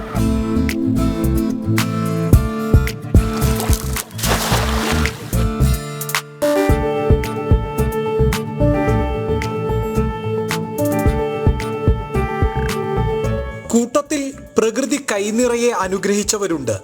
കുട്ട നിറയെ മീൻ കിട്ടിയവർ. നേരത്തെ ബുക്ക് ചെയ്ത് നിറഞ്ഞ കുട്ടയും കാത്തിരിക്കുന്നവരിലേക്ക് പിടപ്പ് മാറും മുമ്പേ മീനെത്തണം. വഴിയരികിലും ചന്തയിലും കൊണ്ടുപോയി വിറ്റ് പണമാക്കണം. ഇപ്പോൾ ഈ പുല്ലെന്ന് പറഞ്ഞ മീനാണ് നമുക്ക് ഇപ്പോൾ കിട്ടിയിരിക്കുന്നത്. പുല്ലുണ്ട്, പിന്നെ നമുക്ക് വാളയുണ്ട്, പിന്നെ ഈ ചെറുമീൻ, ഈ അതായത് ഈ വായമ്പ, പരല്, കൊയ്, പിന്നെ കുറുവ, ഇതൊക്കെ നമുക്ക് ഇങ്ങനെ വീശി കിട്ടുന്നതാണ് ഇവിടെ. ഇതിപ്പോൾ വിൽക്കാൻ നമ്മളിപ്പോൾ ഓരോരുത്തരും ഇവിടെ നിന്ന് മേടിക്കുന്നവരുണ്ട്. പിന്നെ നമ്മൾ എല്ലായിടത്തും കൊണ്ട് കൊടുക്കും, ഓരോരുത്തർ വിളിച്ച് പറയും. അങ്ങനെയൊക്കെയാണ് നമ്മൾ കൊടുത്തുകൊണ്ടിരിക്കുന്നത്. ആറ്റിലും പുഴയിലും ഇറങ്ങി ആവേശത്തോടെ മീൻപിടുത്തം നടത്തിയ പഴയ പ്രതാപകാലം അയവിറക്കാൻ കാലംകുടയും ഊന്നുവടിയുമായി കാരണവന്മാരുണ്ട്. വീശുന്ന ഓരോ വലയിലും പിടയ്ക്കുന്ന ഓരോ മീനിലും കൗതുകമൂറി കുഞ്ഞുങ്ങളുമുണ്ട്. ഇതല്ലേ ഒരു നാടൻ വൈബ്?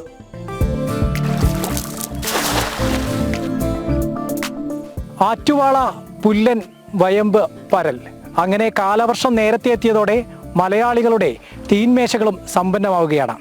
കോട്ടയത്ത് നിന്ന് ക്യാമറമാൻ വിവേക് ജി വിനോദിനൊപ്പം മിഥുനയ്യപ്പൻ, ജനം.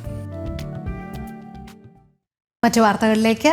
കരുവന്നൂർ കള്ളപ്പണ കേസിൽ CPM നേതാക്കൾക്ക് കൂടുതൽ കുരുക്ക്.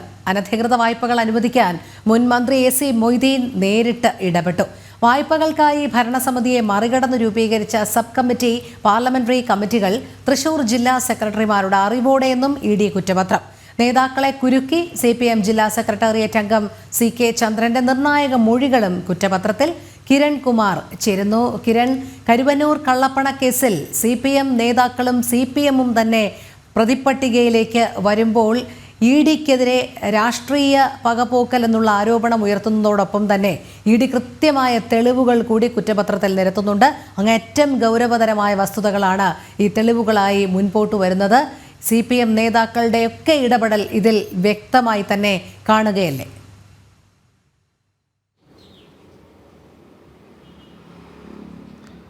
രോഹിണി, കരുവന്നൂർ സഹകരണ ബാങ്കിലെ കള്ളപ്പണ ഇടപാടുകളുമായി ബന്ധപ്പെട്ട് CPM-ന്റെ പ്രാദേശിക തലം മുതൽ സംസ്ഥാന തലം വരെയുള്ള നേതാക്കൾക്ക് ഉൾപ്പെട്ടിരുന്നു, ഇവർക്ക് അറിവുണ്ടായിരുന്നു എന്നുള്ളൊരു വിവരം തന്നെയാണ് ED ഈ പ്രതിപട്ടിക വ്യക്തമാക്കുന്നതോടുകൂടി തന്നെ പുറത്തു വരുന്ന വിവരം.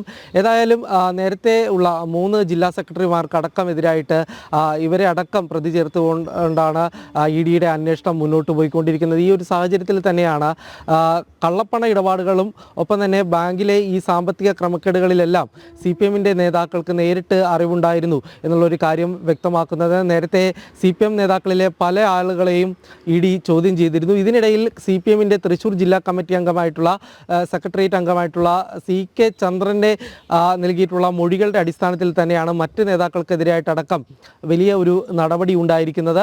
ഏതായാലും ഈ കരുവന്നൂർ സഹകരണ ബാങ്കിൽ ഈ ലോണുകൾ അനുവദിക്കുന്നതിന് വേണ്ടി അടക്കം പ്രത്യേകം കമ്മിറ്റികൾ അടക്കം ഈ CPM-ന് വേണ്ടി ഉണ്ടായിരുന്നു എന്നുള്ളൊരു കാര്യമാണ് പുറത്തു വരുന്ന ഒരു വിവരം. ഇതിൻ്റെ അടിസ്ഥാനത്തിൽ തന്നെയാണ് ഈ സബ് കമ്മിറ്റി ഒപ്പം തന്നെ പാർലമെൻ്ററി കമ്മിറ്റി, ഇങ്ങനെ 2 കമ്മിറ്റികൾ ഉണ്ടാക്കിയായിരുന്നു CPM ഈ ലോൺ വിതരണത്തിനടക്കം ഈ ക്രമക്കേടുകൾ നിയന്ത്രിച്ചിരുന്നത്. ഇത് ഇഷ്ടക്കാർക്ക് വേണ്ടി ലോൺ അനുവദിക്കാൻ വേണ്ടിയാണ് ഇത്തരം കമ്മിറ്റികൾ ഉണ്ടാക്കിയിരുന്നത് എന്ന് തന്നെയാണ് EDയുടെ കണ്ടെത്തലുണ്ടായിരിക്കുന്നത്. ഏതായാലും കരുവന്നൂർ സഹകരണ ബാങ്കിലെ സാമ്പത്തിക ക്രമക്കേടുകളിലെല്ലാം തന്നെ CPMൻ്റെ ഉന്നത നേതാക്കൾക്കെല്ലാം പങ്കുണ്ടായിരുന്നു എന്ന് തന്നെയാണ് വ്യക്തമാക്കുന്നത്. അതിൻ്റെ അടിസ്ഥാനത്തിൽ തന്നെയാണ് 3 ജില്ലാ സെക്രട്ടറിമാർ MM വർഗീസ്, ഒപ്പം തന്നെ K. രാധാകൃഷ്ണൻ, AC മൊയ്തീൻ, ഇങ്ങനെ CPMൻ്റെ സമീപകാലത്തുണ്ടായിരുന്ന 3 ജില്ലാ സെക്രട്ടറിമാരെ കൂടി ഏതായാലും ഈ കേസിൽ പ്രതി ചേർത്തിരിക്കുന്നത്.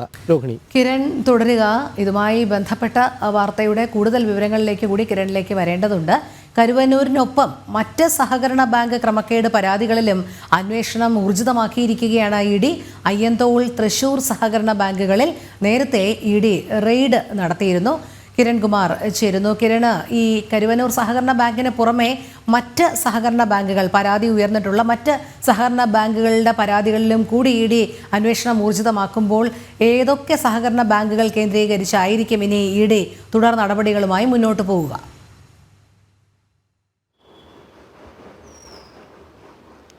രോഹിണി, ഈ കരുവന്നൂർ സഹകരണ ബാങ്കിൻ്റെ അന്വേഷണത്തിനിടയിലാണ് മറ്റ് സഹകരണ ബാങ്കിലെ ക്രമക്കേടുകൾ കൂടി EDയുടെ ശ്രദ്ധയിൽപ്പെടുകയും അന്വേഷണം അത്തരത്തിൽ നീങ്ങുകയും കൂടി ചെയ്തിരുന്നത്. തൃശ്ശൂർ അയ്യന്തോൾ സഹകരണ ബാങ്ക്, തൃശ്ശൂർ കോപ്പറേറ്റീവ് സഹകരണ ബാങ്ക് അടക്കമുള്ള ഈ സഹകരണ ബാങ്കുകളിലാണ് ഇത്തരത്തിൽ മറ്റ് ക്രമക്കേടുകൾ നടന്നിട്ടുള്ളത് എന്നാണ് കണ്ടെത്തിയിരിക്കുന്നത്. ഈ അനധികൃതമായിട്ട് സ്വീകരിച്ചിട്ടുള്ള നിക്ഷേപങ്ങൾ ഇത് സൂക്ഷിക്കുന്നതിന് വേണ്ടിയാണ് ഈ സഹകരണ ബാങ്കുകളെ ഉപയോഗിച്ചിരുന്നത്. ഒപ്പം തന്നെ അനധികൃതമായിട്ടുള്ള ലോണുകൾ അനുവദിച്ചു കൊടുക്കാനായിട്ടും ഈ ബാങ്കുകളിൽ ക്രമക്കേടുകൾ നടത്തിയിരുന്നു എന്നുള്ളൊരു കാര്യമാണ് EDയുടെ കണ്ടെത്തലുള്ളത്. ഈ കരുവന്നൂർ സഹകരണ ബാങ്കിൻ്റെ തട്ടിപ്പുമായി ബന്ധപ്പെട്ട് അറസ്റ്റായിട്ടുള്ള P. സതീഷിനെ ചോദ്യം ചെയ്തതിലൂടെയാണ് ഈ കാര്യങ്ങൾ പുറത്തു വന്നത്. ഇയാൾ മറ്റ് ബാങ്കുകളുമായിട്ട്, ഈ അയ്യന്തോൾ ബാങ്കും ഒപ്പം തന്നെ തൃശ്ശൂർ കോപ്പറേറ്റീവ് ബാങ്കും ആ ബാങ്കുകളിലെ അക്കൗണ്ടുകൾ അടക്കം ഉപയോഗപ്പെടുത്തിക്കൊണ്ട് ഈ ക്രമക്കേടുകൾ നടത്തി എന്നുള്ളൊരു കാര്യം തന്നെയാണ് വ്യക്തമാകുന്നത്. കൂടാതെ തന്നെ സർക്കാരും നേരിട്ട് ഈ ചില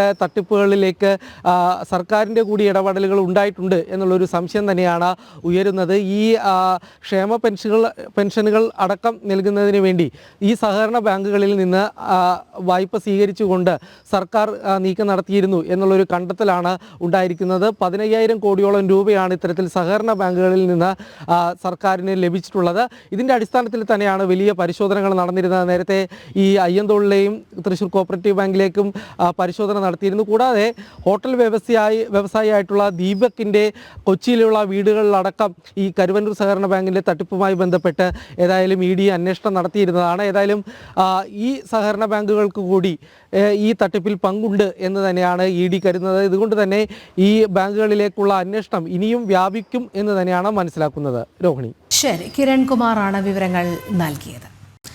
സമസ്ത മുഖപത്രത്തിലെ രാജ്യവിരുദ്ധ പരാമർശത്തിൽ പ്രതിഷേധം ശക്തമാകുന്നു.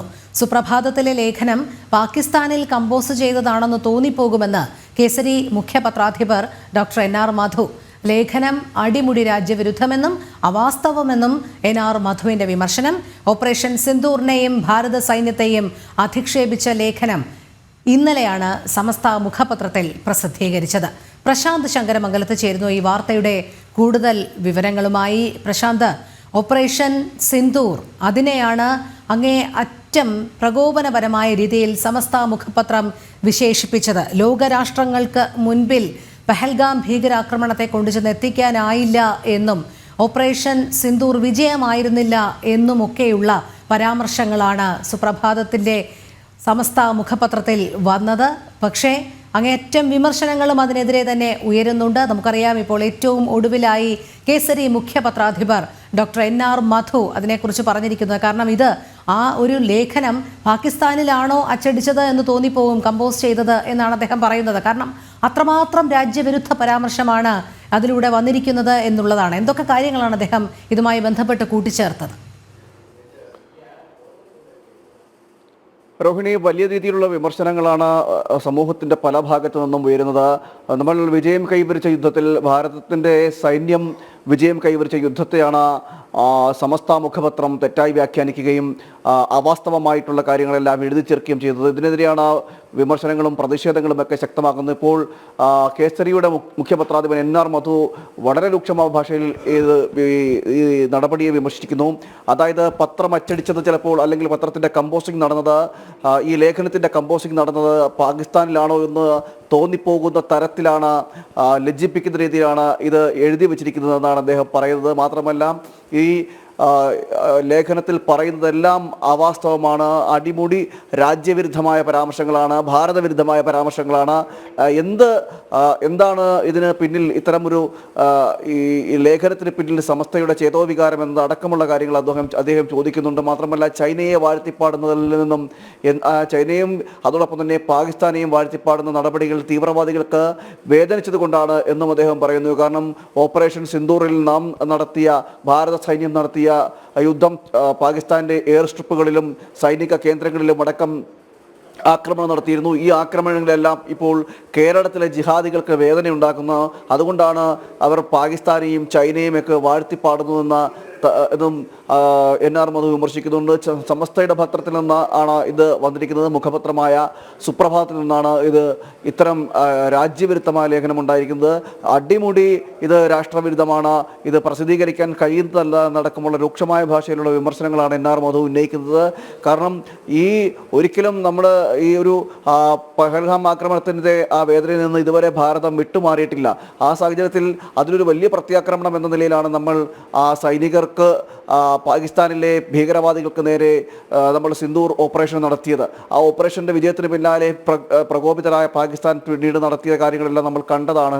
ഡ്രോൺ ആക്രമണങ്ങളെല്ലാം നമ്മൾ കണ്ടത്. അതിനെല്ലാം ശക്തമായിട്ട് ഭാരതം പ്രതിരോധിക്കുകയും ചെയ്തു. ഒരൊറ്റ ജീവൻ പോലും പൊടിയാതെ, ഒരൊറ്റ സൈനികരുടെ ജീവൻ പോലും പൊടിയാതെ, നമ്മുടെ ആയുധങ്ങൾക്കോ വിമാനങ്ങൾക്കോ യാതൊരുവിധ കോട്ടങ്ങളും തട്ടാതെയുള്ള ആക്രമണമായിരുന്നു ഭാരതം നടത്തിയത്. ആ ഭാരതം നടത്തിയ ആക്രമണങ്ങളിൽ പാകിസ്ഥാൻ ഞെട്ടിവിറച്ച് വിറങ്ങലടിച്ച് നിൽക്കുന്ന ഒരു കാഴ്ച നമ്മൾ കണ്ടതാണ്. പാകിസ്ഥാന്റെ പാർലമെന്റിൽ പാകിസ്ഥാൻ പ്രധാനമന്ത്രി പൊട്ടിക്കരഞ്ഞുകൊണ്ട് പറയുന്നുണ്ടായിരുന്നു, തുർക്കി അല്ലാതെ മറ്റൊരു സഹായം നമുക്കുണ്ടായിട്ടില്ല, നമുക്ക് ഭാരതത്തോട് പിടിച്ചു നിൽക്കാൻ കഴിയുന്നില്ല, മറ്റ് ലോകരാഷ്ട്രങ്ങളെല്ലാം ഭാരതത്തോടൊപ്പമാണ് നിൽക്കുന്നത്, എന്തിന് അറബ് രാഷ്ട്രങ്ങൾ പോലും ഭാരതത്തോടൊപ്പം നിൽക്കുന്നു എന്ന് പൊട്ടിക്കരഞ്ഞുകൊണ്ട് അവിടെ പാകിസ്ഥാൻ സംയുക്ത പാർലമെന്റിൽ അവിടുത്തെ പ്രധാനമന്ത്രി പറഞ്ഞ വീഡിയോ ദൃശ്യങ്ങളെല്ലാം സാമൂഹ്യ മാധ്യമങ്ങളിലും അന്താരാഷ്ട്ര മാധ്യമങ്ങളിലും നമ്മുടെ ഇന്ത്യയിലെയും കേരളത്തിലെയും മാധ്യമങ്ങൾ അടക്കം റിപ്പോർട്ട് ചെയ്താണ് ഈ വിഷയം.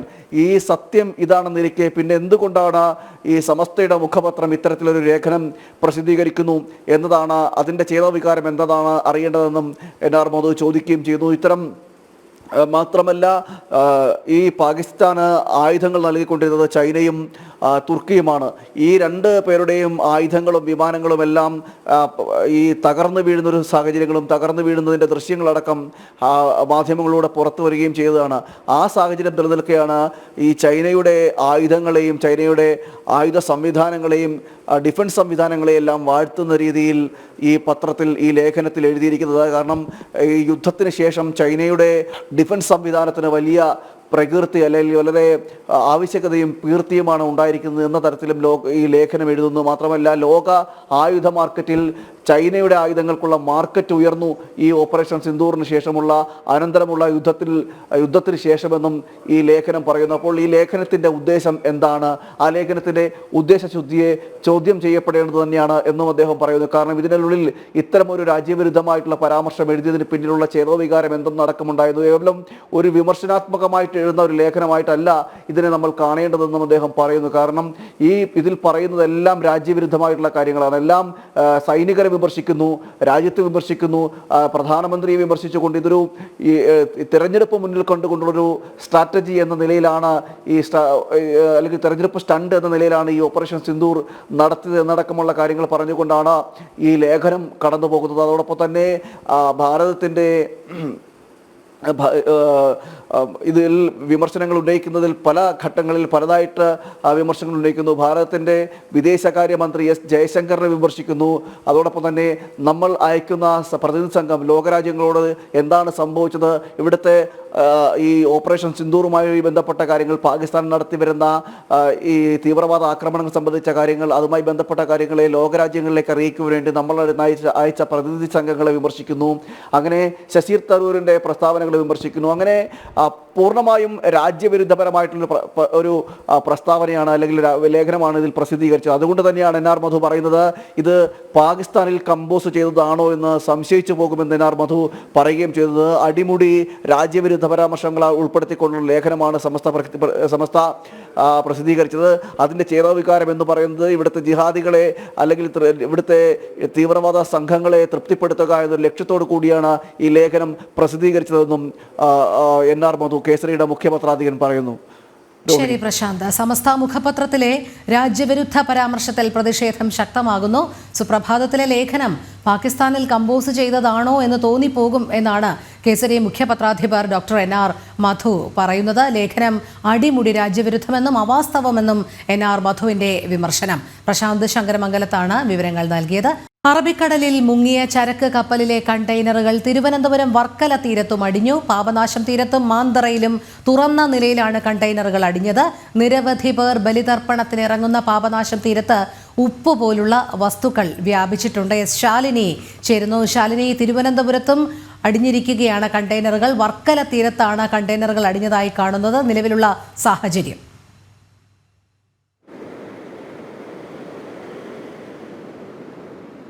രോഹിണി സൂചിപ്പിച്ചതുപോലെ തിരുവനന്തപുരത്തേക്കും അങ്ങനെ MSC എൽസ 3 ഉണ്ടായിരുന്ന കണ്ടെയ്നറുകൾ എത്തിയിരിക്കുകയാണ്. ഞാൻ ഇപ്പോൾ നിൽക്കുന്നത് അഞ്ചുതെങ്ങിലാണ്. അഞ്ചുതെങ്ങിലും വർക്കലയിലും ആണ് ഇപ്പോൾ ഈ ഒരു കണ്ടെയ്നറുകൾ കണ്ടെത്തിയിട്ടുള്ളത്. വർക്കല പാപനാശം തീരത്തിന് സമീപം, അതായത് മാമ്പ്ര ക്ഷേത്രത്തിന് സമീപത്താണ് കണ്ടെയ്നറുകൾ തുറന്ന നിലയിൽ കണ്ടെത്തിയിട്ടുള്ളത്. പാപനാശം ബീച്ച്, അതായത് ഒരുപാട് ആളുകൾ ബലിതർപ്പണത്തിനടക്കം എത്തുന്ന ആ മേഖലയിൽ അതിൽ നിന്നുള്ള ചാക്കുകെട്ടുകളും ഒക്കെ ആയി അവിടെ വലിയ രീതിയിലുള്ളൊരു മാലിന്യ പ്രശ്നം അല്ലെങ്കിൽ അത്തരത്തിലുള്ളൊരു ആശങ്കാജനകമായ സാഹചര്യം ഇപ്പോൾ നിൽക്കുകയാണ്. ഞാൻ ഇപ്പോൾ നിൽക്കുന്നത് അഞ്ചുതെങ്ങിലാണ്. അഞ്ചുതെങ്ങിന്റെ തീരദേശ മേഖലയിലാണ്. എനിക്ക് പിന്നിൽ കാണുന്നത് പോലെ ഒരു കണ്ടെയ്നർ ഒരു ഭാഗത്ത് തുറന്നു കിടപ്പുണ്ട്. അതിൽ ഒന്നും തന്നെ നമുക്ക് കാണാൻ കഴിയില്ല. മുഴുവനുമായി വെള്ളം കയറിയ നിലയിലാണ്. ഒപ്പം തന്നെ ഇതിനുള്ളിൽ ഉണ്ടായിരുന്ന ചാക്കുകെട്ടുകൾ പുറത്തേക്ക്, അതായത് പാക്കഡ് ചാക്കുകളാണ്, അത് പുറത്തേക്ക് മുഴുവനുമായി കടലിൽ വീണിട്ടുണ്ട്. തൊട്ട് സമീപത്തായി മറ്റൊരു കണ്ടെയ്നർ കൂടി കിടപ്പുണ്ട്. നമുക്ക് കൂടുതൽ ക്ലോസ് ആയിട്ടുള്ള ദൃശ്യങ്ങളിലേക്ക് പോവുകയാണെങ്കിൽ തിരയടിക്കുകയാണ്. ഈ പല ചാക്കുകെട്ടുകളും പൊട്ടിയ നിലയിലാണ്. ആ പൊട്ടി ചാക്കുകെട്ടിൽ നിന്നുള്ള വസ്തു അത് കെമിക്കൽ പദാർത്ഥമാണോ മറ്റെന്തെങ്കിലും തരത്തിലുള്ള വസ്തുക്കളാണോ എന്നുള്ളത് ഇപ്പോഴും സ്ഥിരീകരിക്കാൻ കഴിഞ്ഞിട്ടില്ല. ആ വസ്തു ഈ ഒരു കടൽ തീരത്തിന്റെ മേഖലയിൽ മുഴുവനുമായി വ്യാപിച്ചു കിടക്കുകയാണ്. ഇവിടെ അഞ്ചുതെങ്ങ് മുതൽ മുതലപ്പുഴി അപ്പുറം പോയാൽ പാപനാശം വർക്കല അടക്കമുള്ള മേഖലകളിൽ അങ്ങനെ വ്യാപിച്ചു കിടക്കുകയാണ്. ചാക്കുകൾ ചിലത് ഈ ഒരു തീരത്ത് അടിഞ്ഞ നിലയിൽ നമുക്ക് കാണാൻ സാധിക്കും. അത് പൊട്ടിയ നിലയിലാണ്. അതിൽ നിന്നുള്ള ഈ വെള്ള നിറത്തിലുള്ള പദാർത്ഥം അത് പുറത്ത് തള്ളിക്കിടക്കുന്നുണ്ട്. പല ആളുകളും ഇവിടേക്ക് എത്തുന്നുണ്ട്, ഇത് കാണാനായി എത്തുന്നുണ്ട്, ഇതിൽ വന്ന് സ്പർശിക്കുന്നുണ്ട്. ഒപ്പം തന്നെ ഇതിൻ്റെ കൂടെ ഉണ്ടായിരുന്ന ചില തടിക്കഷ്ണങ്ങൾ അല്ലെങ്കിൽ അത് സ്റ്റോർ ചെയ്ത് വെച്ചിരുന്ന ഇതിനുള്ളിലെ തടി കഷ്ണങ്ങളാണ് എന്നുള്ളതാണ് നമ്മൾ മനസ്സിലാക്കുന്നത്. മുൻപെങ്ങും കണ്ടിട്ടില്ലാത്ത രീതിയിലുള്ള അത്തരത്തിലുള്ള മെറ്റീരിയൽ അല്ലെങ്കിൽ തടിക്ക് സമാനമായ മെറ്റീരിയലും ഇവിടെ കണ്ടെത്തിയിട്ടുണ്ട്. ഇതൊക്കെ തീരത്ത് അടിഞ്ഞുകൊണ്ടിരിക്കുകയാണ്. ഒപ്പം തന്നെ ഈ തിരമാല അതിശക്തമായ തിരമാലയാണ്. കാലവർഷം രൂക്ഷമായൊരു സാഹചര്യം സംസ്ഥാനത്തിന്റെ കേരള തീരത്തടക്കമുള്ള സ്ഥലങ്ങളിലുണ്ട്. സ്വാഭാവികമായും തിര വലിയ രീതിയിൽ അടിക്കുന്നുണ്ട്. ആ സമയത്തൊക്കെ ഈ ചാക്കുകെട്ടുകൾ ഈ തിരക്കൊപ്പം ഇങ്ങനെ അടിച്ച് കടലിൽ നിന്നും കരയിലേക്ക് വന്നുകൊണ്ടിരിക്കുകയാണ്. നമ്മൾ വന്ന സമയത്തൊക്കെ ആണെങ്കിൽ ഇവിടെ 10-15 ചാക്കുകെട്ടുകൾ ഒരേ സമയം ഈ കടലിന്റെ ഈ തിര കരയിലേക്ക് അടിക്കുമ്പോൾ ആ സമയത്ത് നമുക്ക് ആ ദൃശ്യങ്ങളിൽ കാണാനൊക്കെ സാധിക്കും. മറ്റൊരു കണ്ടെയ്നറാണ് തൊട്ട് സമീപത്തായി കിടക്കുന്നത്. അത് പൂർണ്ണമായും തകർന്ന നിലയിലാണ്. അതിൻ്റെ ഒരു 80 ഭാഗവും കടലിൽ മണ്ണിനുള്ളിൽ അല്ലെങ്കിൽ അതിൽ പതിഞ്ഞിരിക്കുന്ന നിലയിലാണ്. തൊട്ട് സമീപത്താണ് ഇവിടെ മറ്റൊരു കണ്ടെയ്നർ കൂടിയുള്ളത്. ഇനി പാപനാശത്തിന്റെ കാര്യം പറയുകയാണെങ്കിൽ വർക്കല പാപനാശം തീരത്തും മാന്തറയിലുമാണ് കണ്ടെയ്നർ അടിഞ്ഞിട്ടുള്ളത്. അവിടെ മാമ്പ്ര തീരത്ത് അടിഞ്ഞത് ഒഴിഞ്ഞ കണ്ടെയ്നർ എന്നുള്ളതാണ് പ്രദേശവാസികൾ നമുക്ക് നൽകിയിട്ടുള്ള വിവരം.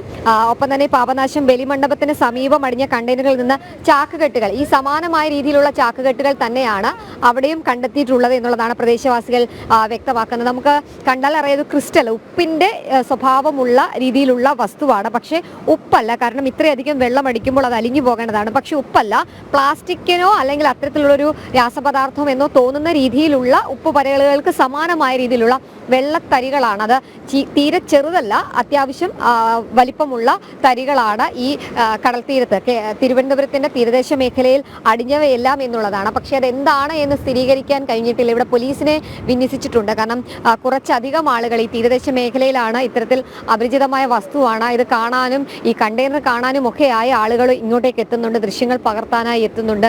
ഇവരെയൊക്കെ നിയന്ത്രിക്കാനായി പോലീസിനെ ഇവിടെ വിന്യസിച്ചിട്ടുണ്ട്. കഴിഞ്ഞ ദിവസങ്ങളിലൊക്കെ ദുരന്ത നിവാരണ അതോറിറ്റി ഇത്തരത്തിലുള്ള കണ്ടെയ്നറുകളോ അല്ലെങ്കിൽ ഇതുമായി ബന്ധപ്പെട്ട ഏതെങ്കിലും തരത്തിലുള്ള പദാർത്ഥങ്ങൾ, പരിചിതമല്ലാത്ത രീതിയിലുള്ള പദാർത്ഥങ്ങൾ തീരത്തടിയുകയാണെങ്കിൽ അത് ആരും സ്പർശിക്കരുത്, തുടരുത്, അതുമായി ബന്ധപ്പെട്ട ഒരു രീതിയിലുമുള്ള ഇടപെടൽ ഉണ്ടാകരുത് എന്നുള്ള ജാഗ്രതാ നിർദ്ദേശം നൽകിയിട്ടുണ്ട്. അങ്ങനെയുള്ള ഏതെങ്കിലും തരത്തിലുള്ള വസ്തുക്കൾ കാണുകയാണെങ്കിൽ അത് തീരദേശ പോലീസിനെയോ അല്ലെങ്കിൽ ദുരന്ത നിവാരണ അതോറിറ്റിയോ അറിയിക്കണം.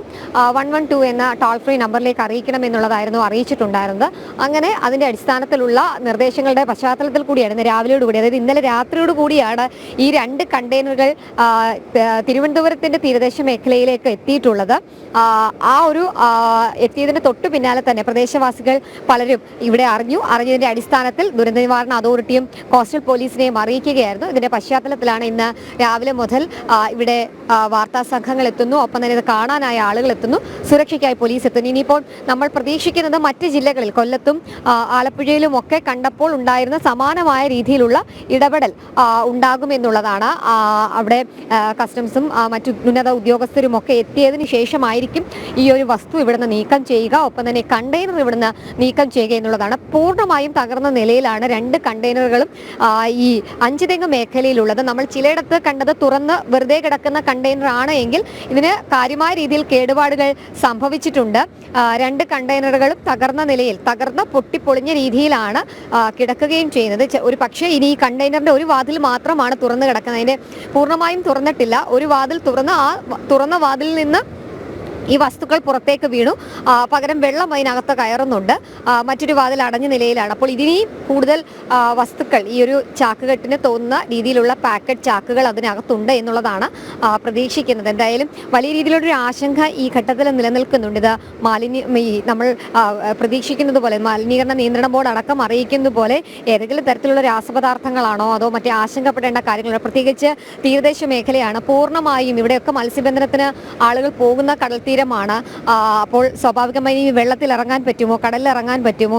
ഇത് ഇങ്ങനെ അടിഞ്ഞു കിടക്കുന്നത് കൊണ്ട് തന്നെ പ്രദേശവാസികൾക്ക് പാരിസ്ഥിതികമായ ഏതെങ്കിലും തരത്തിലുള്ള പ്രശ്നങ്ങൾ ഉണ്ടാകുമോ എന്നൊക്കെയുള്ളൊരു ആശങ്ക നിലനിൽക്കുന്നുണ്ട്.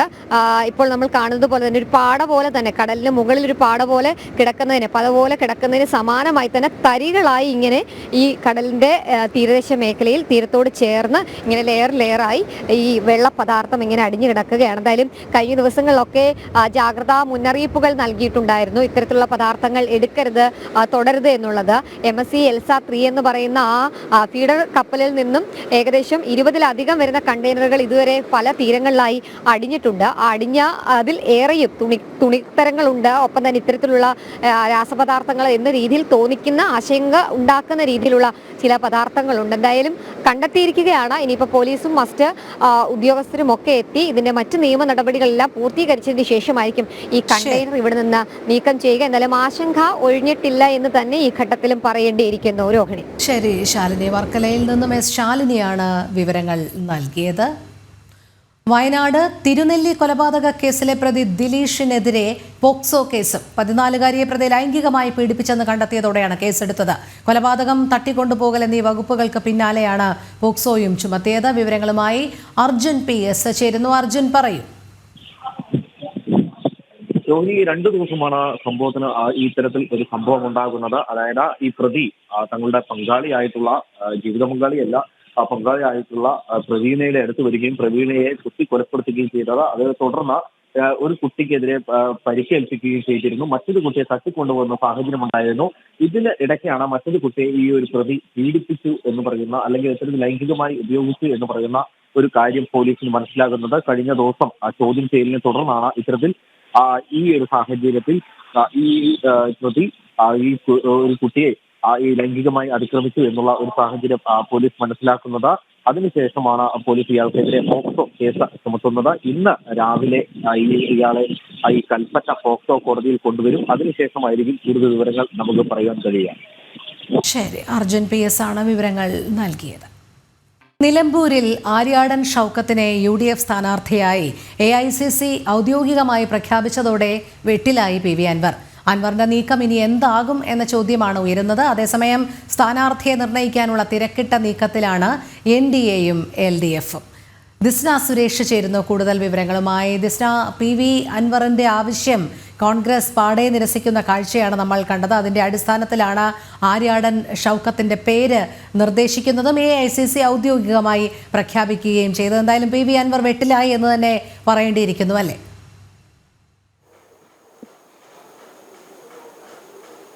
തീർച്ചയായും രോഹിണി, നിലമ്പൂരിൽ അംഗം ഇങ്ങനെ മുറുകിക്കൊണ്ടിരിക്കുകയാണ്. PV അൻവർ ഇടഞ്ഞു തന്നെ നിൽക്കുകയാണ്. അൻവർ ആവശ്യപ്പെട്ടത് VS ജോയിയെ സ്ഥാനാർത്ഥിയാക്കണം എന്നൊരു കാര്യം തന്നെയാണ്. പക്ഷേ അതൊന്നും തന്നെ UDF അംഗീകരിക്കാത്ത ഒരു ഘട്ടത്തിൽ ആര്യാടൻ ഷൗക്കത്തിനെ സ്ഥാനാർത്ഥിയായി പ്രഖ്യാപിക്കുന്ന ഒരു സാഹചര്യം ഉണ്ടായിരുന്നു. എന്തായാലും അൻവർ ഇന്നലെ മാധ്യമങ്ങളെ കണ്ടപ്പോൾ പറഞ്ഞത് 2 ദിവസത്തിനകം താൻ ഇത് പഠിച്ചതിന് ശേഷം ജനങ്ങളോട് തീരുമാനിച്ചതിന് ശേഷം കൃത്യമായ നിലപാട് അറിയിക്കും എന്നൊരു നിലപാടിൽ തന്നെയാണ് അൻവർ ഉള്ളത്. എന്തായാലും നിലമ്പൂർ തെരഞ്ഞെടുപ്പ് നമുക്കറിയാം, തദ്ദേശ തെരഞ്ഞെടുപ്പും നിയമസഭാ തെരഞ്ഞെടുപ്പും ഒക്കെ തന്നെയും വരുന്ന ഈ സാഹചര്യത്തിൽ ഇടതു വലതു മുന്നണികൾക്ക് നിലമ്പൂരിൽ നിലനിൽപ്പ് എന്നത് അത്യാവശ്യമായി വരുന്ന ഒരു സാഹചര്യം തന്നെയാണ്. അതിനുവേണ്ടിയുള്ള മത്സരങ്ങളും കളമൊരുക്കങ്ങളും ഒക്കെ തന്നെയും തുടങ്ങിക്കഴിഞ്ഞു. അതോടൊപ്പം തന്നെ BJPയുടെ സ്ഥാനാർത്ഥിയെ സംബന്ധിച്ചിടത്തോളമുള്ള സ്ഥിരീകരണവും ഇന്നുണ്ടാവും എന്ന് തന്നെയാണ് നമുക്ക് അറിയാൻ സാധിച്ചത്. എന്തായാലും 2016 സ്വതന്ത്രനായി ഇടത് മുന്നണിയുടെ പിന്തുണയോടുകൂടിയാണ് ഈ അൻവർ നിലമ്പൂർ പിടിച്ചെടുക്കുന്നത്. പിന്നീട് 2021 സമാനമായി അൻവർ തന്നെ മത്സര രംഗത്ത് വരികയും പൂർണ്ണമായ വിജയം ഉറപ്പിക്കുകയും ചെയ്ത തട്ടകം തന്നെയാണ് നിലമ്പൂർ. എന്തായാലും അൻവറിന്റെ ആ ഒരു നിലപാട് രാഷ്ട്രീയത്തിൽ ഏറെ നിർണായകമാണ് എന്നൊരു വെളിപ്പെടുത്തൽ തന്നെയാണ് UDF അടക്കമുള്ള നേതാക്കന്മാരുള്ളത്. എന്തായാലും അൻവറിന്റെ തീരുമാനത്തിന് വിധേയമായിട്ടില്ല എന്നത് തന്നെയാണ് ഏറ്റവും എടുത്തു പറയേണ്ടത്. അൻവർ മുന്നോട്ട് വെച്ച പേരുകളെയൊക്കെ തന്നെയും തള്ളി UDF നേതൃത്വം തീരുമാനിച്ച ഒരു പേര് സ്ഥാനാർത്ഥി നിർണയം തന്നെയാണ് ഇന്നലെ നടത്തിയത് എന്ന് തന്നെ നമുക്ക് പറയാൻ സാധിക്കും. എന്തായാലും അൻവർ 2 ദിവസം കഴിഞ്ഞ് അൻവറിന്റേതായ നിലപാടുകൾ തുറന്നു പറയും എന്നൊരു കാര്യം തന്നെയാണ് നമുക്ക് അറിയാൻ സാധിക്കുന്നത്. ഒരുപക്ഷെ അൻവർ അവിടെ സ്വതന്ത്രനായി മത്സരിക്കുവാനുള്ള ഒരു സാധ്യതയും നമുക്ക് തള്ളിക്കളയാൻ സാധിക്കില്ല. എന്തായാലും BJP ഉൾപ്പെടെയുള്ള മുന്നണികളുടെ സ്ഥാനാർത്ഥി പ്രഖ്യാപനത്തെ സംബന്ധിച്ചും ഇന്ന് തീരുമാനം ഉണ്ടാകുമെന്നതാണ് നമുക്ക് നിലവിൽ നിലമ്പൂരിൽ നിന്ന് അറിയാൻ സാധിച്ചിട്ടുള്ളത്. രോഹിണി, ശരി, ദിസ്ന തുടരുക. നമുക്ക് വഖഫ് കേസുമായി ബന്ധപ്പെട്ട വിവരങ്ങൾ കൂടി തേടേണ്ടതുണ്ട്. മുനമ്പം വഖഫ് കേസ് ഇന്ന് കോഴിക്കോട് വഖഫ് ട്രിബ്യൂണൽ പരിഗണിക്കും. പുതുതായി ചുമതലയേറ്റ ജഡ്ജിയായിരിക്കും വാദം കേൾക്കുക. ഫറൂഖ് കോളേജ് മാനേജ്മെന്റ് അസോസിയേഷൻ വഖഫ് ബോർഡിന്റെ നടപടിക്കെതിരെ 2 ഹർജികളാണ് നൽകിയത്. ഇതിന് പുറമെ മുനമ്പം നിവാസികളായ 4 പേരും പുതിയ ഹർജി നൽകിയിട്ടുണ്ട്. ദിസ്ന, പറയൂ.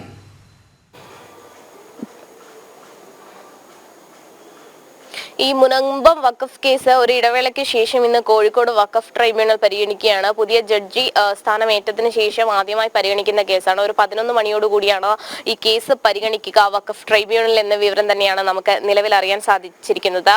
ഈ ഫറൂഖ് കോളേജ് മാനേജ്മെന്റ് അസോസിയേഷൻ വഖഫ് ബോർഡിന്റെ നടപടിക്കെതിരെ 2 ഹർജികളാണ് നിലവിൽ നൽകിയിട്ടുള്ളത്.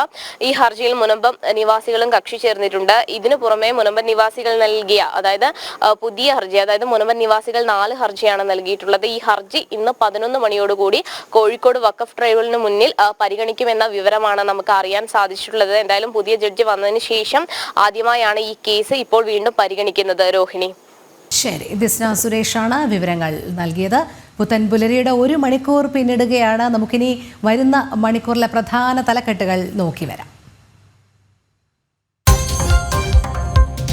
പ്രധാനമന്ത്രിയുടെ ഗുജറാത്ത് സന്ദർശനം തുടരുന്നു. ഇന്ന് നഗരവികസന വർഷത്തിന്റെ ഉദ്ഘാടനം. ദാഹോദിലും ഭുജിലുമായി തുടക്കം കുറിച്ചത് 77,000 കോടിയുടെ പദ്ധതികൾക്ക്.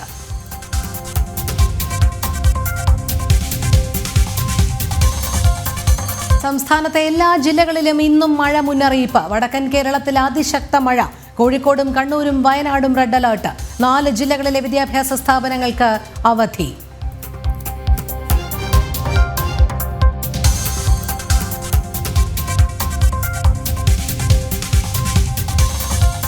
അറബിക്കടലിൽ മുങ്ങിയ കപ്പലിലെ കൂടുതൽ കണ്ടെയ്നറുകൾ തീരത്തടിയുന്നു.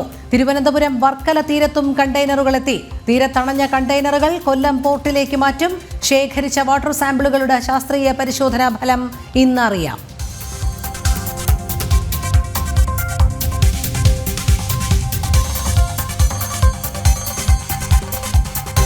രാജ്യത്ത് കോവിഡ് കേസുകൾ ഉയരുന്നു. രോഗികൾ 1000 കടന്നു. ഒരാഴ്ചക്കിടെ റിപ്പോർട്ട് ചെയ്തത് 700 കേസുകൾ. കൂടുതൽ കേസുകളും റിപ്പോർട്ട് ചെയ്യുന്നത് കേരളത്തിൽ.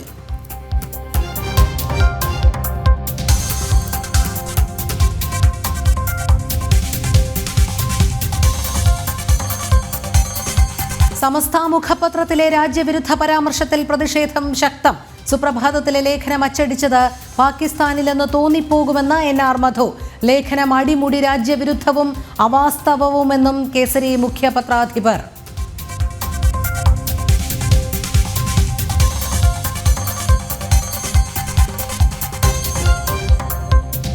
കരുവന്നൂർ കള്ളപ്പണക്കേസിൽ CPM നേതാക്കൾക്ക് കൂടുതൽ കുരുക്ക്.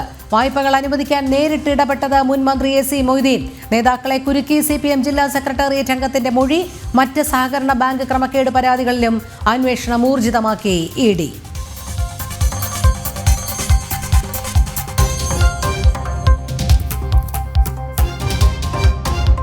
കുടിവെള്ളത്തിലും വ്യാജൻ. മലപ്പുറത്ത് വ്യാജ കുടിവെള്ള നിർമ്മാണം വ്യാപകം. കുടിവെള്ള വിപണി സാധ്യത ചൂഷണം ചെയ്ത് കച്ചവടക്കാർ. പരിശോധനയുമില്ല, നടപടിയുമില്ല. ജനം എക്സ്ക്ലൂസീവ്.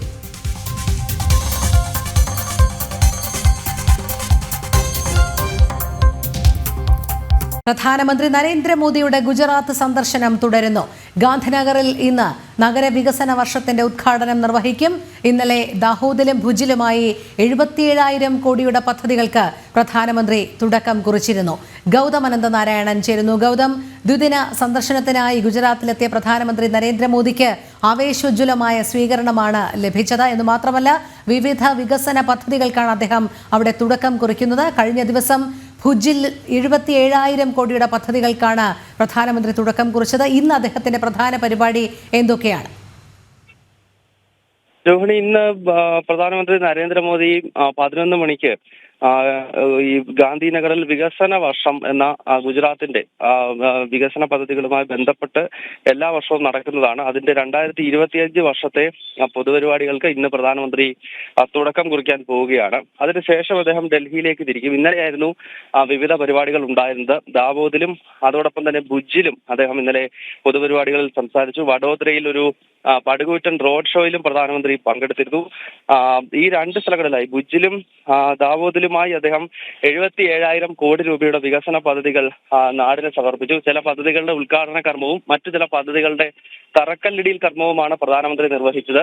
2 പൊതുസമ്മേളനങ്ങളിലും അദ്ദേഹം സംസാരിച്ചിരുന്നു. ഇതിനുശേഷം ഇന്നലെ രാത്രിയോടുകൂടിയാണ് ഗുജറാത്ത് തലസ്ഥാനമായ ഗാന്ധിനഗറിലേക്ക് പ്രധാനമന്ത്രി എത്തിയത്. ഇന്നിപ്പോൾ രാവിലെ 11 മണിക്ക് ഈ സംസ്ഥാന സർക്കാരിന്റെ പൊതുപരിപാടി ഉദ്ഘാടനം ചെയ്തുകൊണ്ട് സംസാരിക്കും. അതിനുശേഷം അദ്ദേഹം വൈകുന്നേരത്തോടെ ഡൽഹിയിലേക്ക് എത്തും. രോഹിണി, ശരി. ഗൗതം അനന്തനാരായണനാണ് വിവരങ്ങൾ നൽകിയത്. ഇന്നലെ വഡോദരയിലെത്തിയ നരേന്ദ്രമോദിയെ കാണാൻ 3 അതിഥികളുണ്ടായിരുന്നു.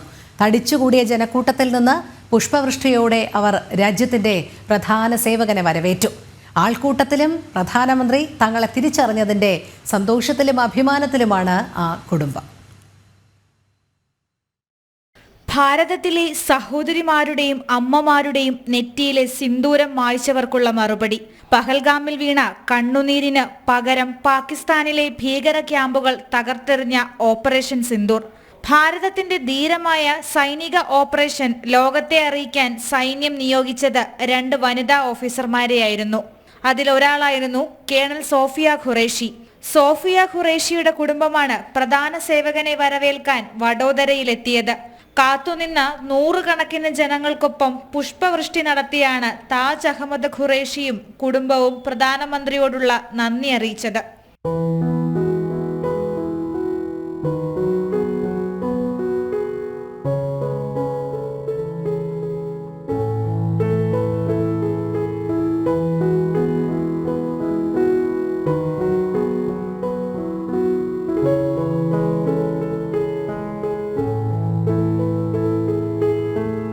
വൻ ജനക്കൂട്ടത്തിലും പ്രധാനമന്ത്രി തങ്ങളെ തിരിച്ചറിഞ്ഞുവെന്ന് സോഫിയ ഖുറേഷിയുടെ പിതാവ് അഭിമാനത്തോടെ പറഞ്ഞു.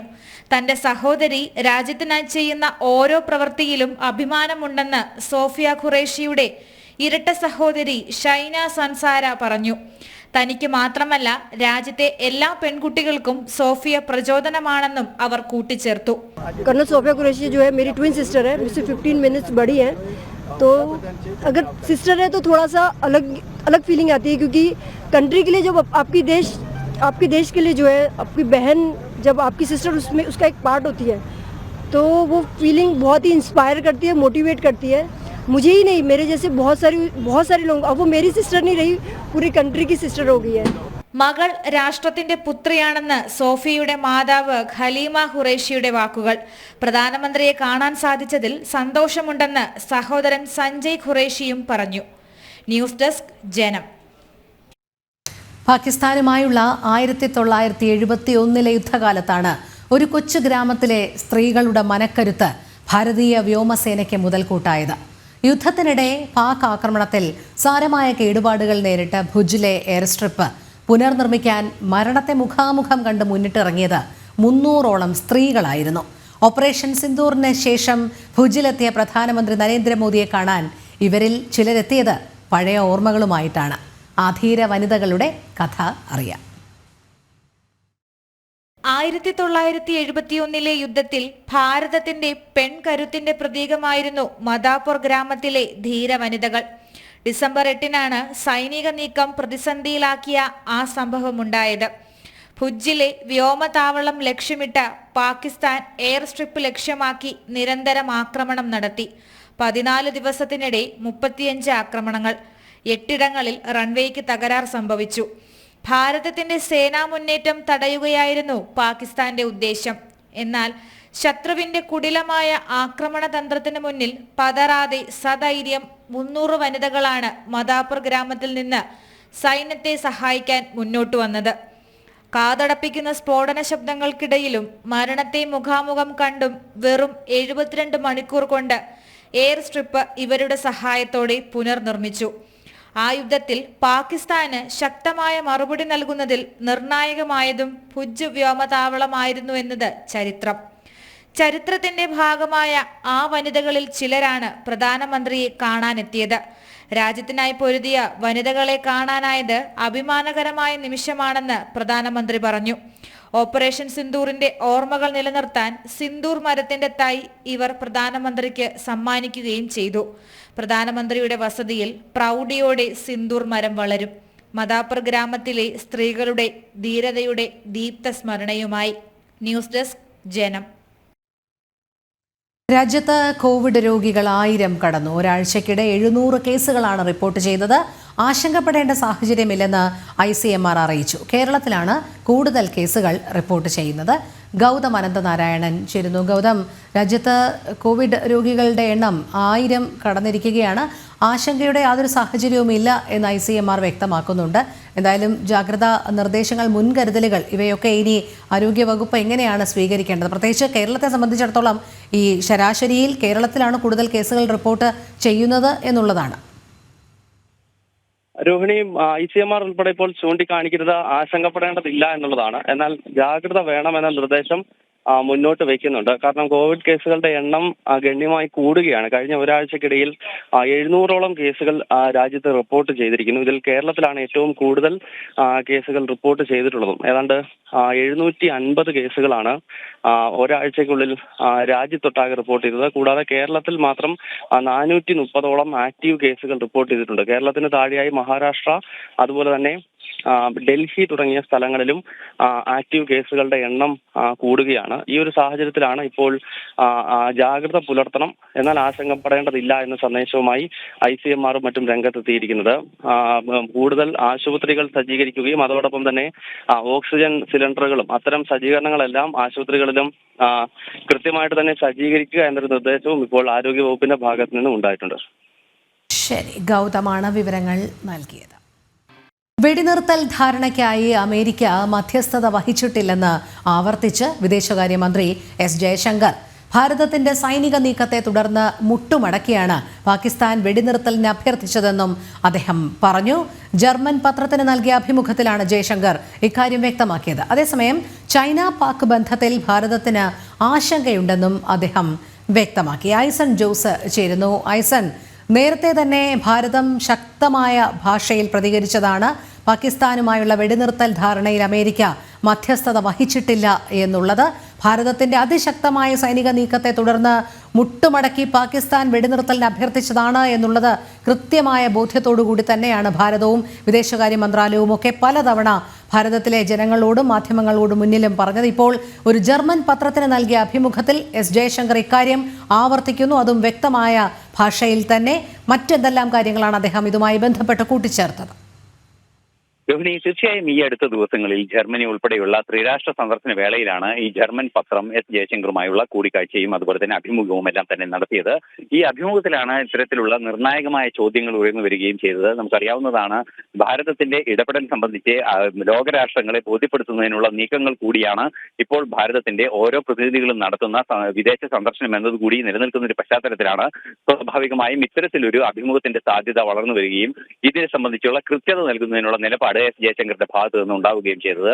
അതിലക്കാര്യം വളരെ കൃത്യമായി എസ് ജയശങ്കർ പറയുകയും ചെയ്തിരിക്കുന്നത്, അമേരിക്കയുടെ മധ്യസ്ഥം ഉണ്ടായി എന്ന വാർത്ത പൂർണ്ണമായും തള്ളുകയാണ്. അത്തരത്തിലൊരു മാധ്യസ്ഥം ഉണ്ടായിട്ടില്ല എന്ന് തന്നെ വളരെ കൃത്യമായി അദ്ദേഹം പറയുകയും ചെയ്തു. മാത്രമല്ല, നേരത്തെ നമുക്കറിയാവുന്നതാണ്, അത്തരത്തിലൊരു മാധ്യസ്ഥം വഹിക്കുകയോ മറ്റോ ചെയ്തിട്ടില്ല തങ്ങളെന്ന് അമേരിക്കൻ പ്രസിഡന്റ് തന്നെ വ്യക്തമാക്കുകയും ചെയ്തിരുന്നു. അതിന്റെ എല്ലാം പശ്ചാത്തലത്തിൽ വളരെ കൃത്യമായി അമേരിക്കയുടെ ഇടപെടൽ ഉണ്ടായിട്ടില്ല എന്ന് മാത്രമല്ല, അതിശക്തമായ സൈനിക നീക്കം ഭാരതത്തിന്റെ ഭാഗത്ത് നിന്ന് ഉണ്ടാവുകയും ചെയ്തു എന്നും വളരെ കൃത്യമായി എസ് ജയശങ്കർ പറയുകയും ചെയ്തിരുന്നു. അതിൽ നിന്നും നമുക്ക് മനസ്സിലാക്കാൻ സാധിക്കുന്നത്, കൃത്യമായ സൈനിക നടപടി തീവ്രവാദ കേന്ദ്രങ്ങൾക്കെതിരെ ഭാരതം നടത്തുകയും ചെയ്തു. ആ തീവ്രവാദ കേന്ദ്രങ്ങളുമായുള്ള സൈനിക ബന്ധം തുറന്നു കാട്ടുന്നത് കൂടിയാണ് ഈ നിലപാട്, അല്ലെങ്കിൽ ഈ വിശദീകരണം എന്നും നമുക്ക് മനസ്സിലാക്കാൻ സാധിക്കുന്നുണ്ട്. അത്തരത്തിലുള്ള ഒരു സൈനിക ബന്ധം ഉണ്ടായതുകൊണ്ടാണ്, തീവ്രവാദികൾക്കുണ്ടായതുകൊണ്ടാണ് തീവ്രവാദ കേന്ദ്രങ്ങളിൽ ഭാരതം നടത്തിയ ആക്രമണത്തെ പാകിസ്ഥാന്റെ സൈന്യം അപലപിക്കുന്നതിനും പാകിസ്ഥാന്റെ സൈന്യം അതിനെ തിരിച്ചടിക്കുന്നതിനുമുള്ള നീക്കങ്ങൾ നടത്തിയത് എന്ന് കൃത്യമായി എസ് ജയശങ്കർ അവിടെ ഊന്നി പറയുകയായിരുന്നു എന്നതാണ് ഈ മറുപടിയിലെ ഒരു കൃത്യമായ ലക്ഷ്യമെന്നാണ് മനസ്സിലാക്കാൻ സാധിക്കുന്നത്. അതുപോലെ തന്നെ വിവിധങ്ങളായ മറ്റു കാര്യങ്ങളും അദ്ദേഹം സൂചിപ്പിക്കുകയും ചെയ്തു. അതിലേറ്റവും പ്രധാനപ്പെട്ട കാര്യം എന്ന് പറയുന്നത് ചൈനയുമായുള്ള ബന്ധമാണ്. ഈ അടുത്ത ദിവസങ്ങളിൽ ചൈനയുമായുള്ള ബന്ധങ്ങളും അതുപോലെ തന്നെ ചൈന പാകിസ്ഥാൻ സംയുക്ത സൈനിക അഭ്യാസത്തിന്റെ ഓർമ്മപ്പെടുത്തലും എല്ലാം തന്നെ നടക്കുന്ന ഒരു സാഹചര്യം കൂടിയായതിനാൽ ചൈനയും പാകിസ്ഥാനും തമ്മിൽ നിലനിൽക്കുന്ന ബന്ധം, അത് സാമ്പത്തിക തലത്തിലുള്ള നയതന്ത്ര തലത്തിലുള്ള ബന്ധമുണ്ട്, സൈനിക തലത്തിലുള്ള ബന്ധവുമുണ്ട്. സൈന്യം നിരവധിയായ സൈനിക സഹായങ്ങൾ, വിമാനങ്ങൾ, സൈനിക വിമാനങ്ങളും അതുപോലെ തന്നെ യുദ്ധവിമാനങ്ങളും അതുപോലെ തന്നെ മിസൈലുകളും പാകിസ്ഥാനെ ചൈന നൽകുന്നതിൽ സംബന്ധിച്ച് ആശങ്ക നിലനിൽക്കുന്നുവെന്ന് വളരെ കൃത്യമായി അദ്ദേഹം പറയുകയും ചെയ്തു. മറ്റൊരു സുപ്രധാന വെളിപ്പെടുത്തൽ അദ്ദേഹത്തിന്റെ ഭാഗത്തു നിന്നുണ്ടായത് ഈ ന്യൂക്ലിയർ സംഘർഷം അല്ലെങ്കിൽ ആണവ സംഘർഷം സംബന്ധിച്ചൊരു വിഷയമാണ്. ഭാരതവും പാകിസ്ഥാനും, അത് ഈ രണ്ട് വ്യവസ്ഥാപിത രാജ്യങ്ങൾ തമ്മിൽ ഒരു സംഘർഷം നിലനിൽക്കുന്നില്ല. അതുകൊണ്ട് തന്നെ ഒരു ആണവ സംഘർഷത്തിലേക്ക് കാര്യങ്ങൾ നീങ്ങില്ല. പക്ഷേ ഭീകരതയ്ക്കെതിരായ ഒരു പോരാട്ടമാണ് ഭാരതം നടത്തുന്നത് എന്ന നയതന്ത്ര നിലപാട് ഉറച്ചു നിൽക്കുകയാണ് ഭാരതം. അതുകൊണ്ട് തന്നെ ഭീകരർക്കെതിരെ പോരാടുമ്പോൾ അല്ലെങ്കിൽ സമൂഹത്തിനെതിരായ ചിത്രശക്തികൾക്കെതിരെ പോരാടുന്ന ഒരു രാജ്യത്തിന് നേരെ ഒരു തരത്തിലും മറ്റൊരു രാജ്യത്തിനെ ആണവായുധങ്ങൾ പോലുള്ള മാരകായുധങ്ങൾ പ്രയോഗിക്കേണ്ട സാഹചര്യമില്ലെന്നും ഇരു രാജ്യങ്ങളും തമ്മിൽ തർക്കങ്ങൾ നിലനിൽക്കുന്നില്ലെന്നും അത്തരത്തിലുള്ള വ്യക്തത കൂടി അദ്ദേഹം വരുത്തുകയുണ്ടായി. നിലവിലെ സാഹചര്യത്തിൽ വിദേശകാര്യ മന്ത്രാലയത്തിൻ്റെതായത് അല്ലെങ്കിൽ വിദേശകാര്യമന്ത്രിയുടെ ഭാഗത്തു നിന്ന് വന്നിരിക്കുന്നത് അമേരിക്കയുമായുള്ള ബന്ധം, അമേരിക്കയ്ക്ക് വെടിനിർത്തലിൽ ബന്ധമുണ്ട് എന്ന വാർത്ത തള്ളിക്കളയുന്നതിനോടൊപ്പം തന്നെ ഏറ്റവും സുപ്രധാനമായ ഘടകമായി മനസ്സിലാക്കാൻ സാധിക്കുന്നത് ഇന്ത്യയുടെ ആശങ്ക വിദേശകാര്യമന്ത്രി ലോകത്തെ അറിയിച്ചിരിക്കുന്നു ഈ ചൈന പാക് ബന്ധത്തിൽ. അതുപോലെ തന്നെ ഇന്ത്യയും ന്യൂക്ലിയർ സംഘർഷം അല്ലെങ്കിൽ ഒരു ആണവ സംഘർഷത്തിലേക്ക് കാര്യങ്ങൾ നീങ്ങാനുള്ള സാധ്യത ഒട്ടുമില്ല എന്ന് തന്നെ വളരെ കൃത്യമായി പറയുകയും ചെയ്യുന്നു. അതിനുള്ള അടിസ്ഥാന കാരണം ഭീകര വിരുദ്ധ പോരാട്ടമാണ് ഭാരതം നടത്തുന്നത്, മറ്റൊരു രാജ്യത്തിന്റെ പരമാധികാരത്തിൽ കടന്നു കയറലല്ല എന്ന് സ്ഥിരീകരിക്കുക കൂടിയാണ് എസ് ജയശങ്കർ. രോഹിണി. ശരി, ഐസൺ ജോസ് ആണ് വിവരങ്ങൾ നൽകിയത്. തിരുവനന്തപുരം വെങ്ങാനൂർ പഞ്ചായത്ത് ഗവൺമെന്റ് ആശുപത്രിയിൽ രോഗികൾ നേരിടുന്നത് കടുത്ത അവഗണന. അവശ്യ മരുന്നുകൾ പോലും പുറത്തുനിന്ന് വാങ്ങേണ്ട സ്ഥിതിയെന്നാണ് രോഗികളുടെ പരാതി.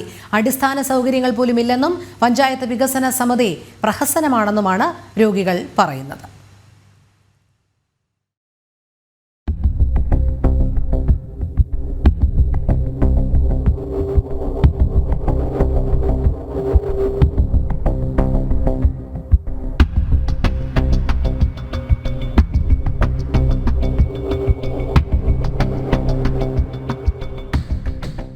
സ്ത്രീകളും പുരുഷന്മാരുമായി 100ഓളം രോഗികളുള്ള വെങ്ങാനൂർ പഞ്ചായത്ത് ഗവൺമെന്റ് ആയുർവേദ ആശുപത്രിയോടാണ് അധികൃതരുടെ അവഗണന. ആവശ്യത്തിന് മരുന്നുകൾ പോലും ലഭിക്കാനില്ലെന്നും പുറത്തുനിന്ന് വാങ്ങേണ്ട സ്ഥിതിയാണെന്നും രോഗികൾ പരാതിപ്പെടുന്നു. പിന്നെ മരുന്നുകളെല്ലാം പുറത്തുനിന്നാണ്. നമ്മളെ ഗവൺമെൻറ് ആശുപത്രി ഇവിടെ ഏറ്റവും നല്ല ചികിത്സ നടത്തുന്ന ഹോസ്പിറ്റലാണിത്. അതിലെ സ്റ്റാഫുകളൊക്കെ നല്ല രീതിയിൽ ഞങ്ങളോട് സഹകരിക്കുന്നതാണ്, നല്ല ചികിത്സയും. പക്ഷേ മരുന്നില്ലെങ്കിൽ എന്ത് ചെയ്യും? നമ്മൾ പാവങ്ങൾ വന്ന് കിടന്നിട്ട് പുറത്തുനിന്നാണ് മരുന്നൊക്കെ വാങ്ങിക്കുന്നത്. ഞാനൊരു ആശാ വർക്കറാണ്. ഞാൻ 1 മാസം സെക്രട്ടേറിയറ്റ് നടത്തി സമരവും നടത്തിയിട്ട് ഒരു പൈസ ഇല്ലാതെ അവിടെ നിന്ന് ഇറങ്ങി കയറി ഞങ്ങൾ വന്നു. നമ്മുടെ മന്ത്രി പറഞ്ഞു ഇവിടെ എല്ലാ ചികിത്സയും ഉണ്ട്. ആശാ വർക്കർമാർ പോയി എല്ലാ ചികിത്സയും അവതാളത്തിലായി. അടിസ്ഥാന സൗകര്യങ്ങൾ പോലും ഇല്ലാത്ത സ്ഥിതിയാണ്. സ്ത്രീകൾക്കും പുരുഷന്മാർക്കുമായി ഒരേ സ്ഥലത്താണ് കുളിപ്പുര. ഇത് വലിയ ബുദ്ധിമുട്ടാണ് എന്നും സ്ത്രീകൾ പരാതിപ്പെടുന്നു. കൂടാതെ കുളിപ്പുരയോട് ചേർന്ന് കിടക്കുന്ന സ്ഥലത്ത് മുഴുവൻ വഴുക്കലാണ്. ആശുപത്രി ജീവനക്കാരടക്കം 4ഓളം പേരാണ് ഈ അടുത്ത സമയത്തായി തെന്നി വീണത്. അപ്പുറത്താണെങ്കിൽ അത്രയും ചറക്കലി, അപ്പുറത്തൊരു മരം ഇടിഞ്ഞ് വീഴുന്ന രോഗികൾ വെള്ളം മഴയായതുകൊണ്ട് വെള്ളം ചൂട്ടുകളൊക്കെ വാങ്ങി പുറത്ത് വെച്ച് ചൂടാക്കിയാണ് ഞങ്ങൾ ഉപയോഗിക്കുന്നത്.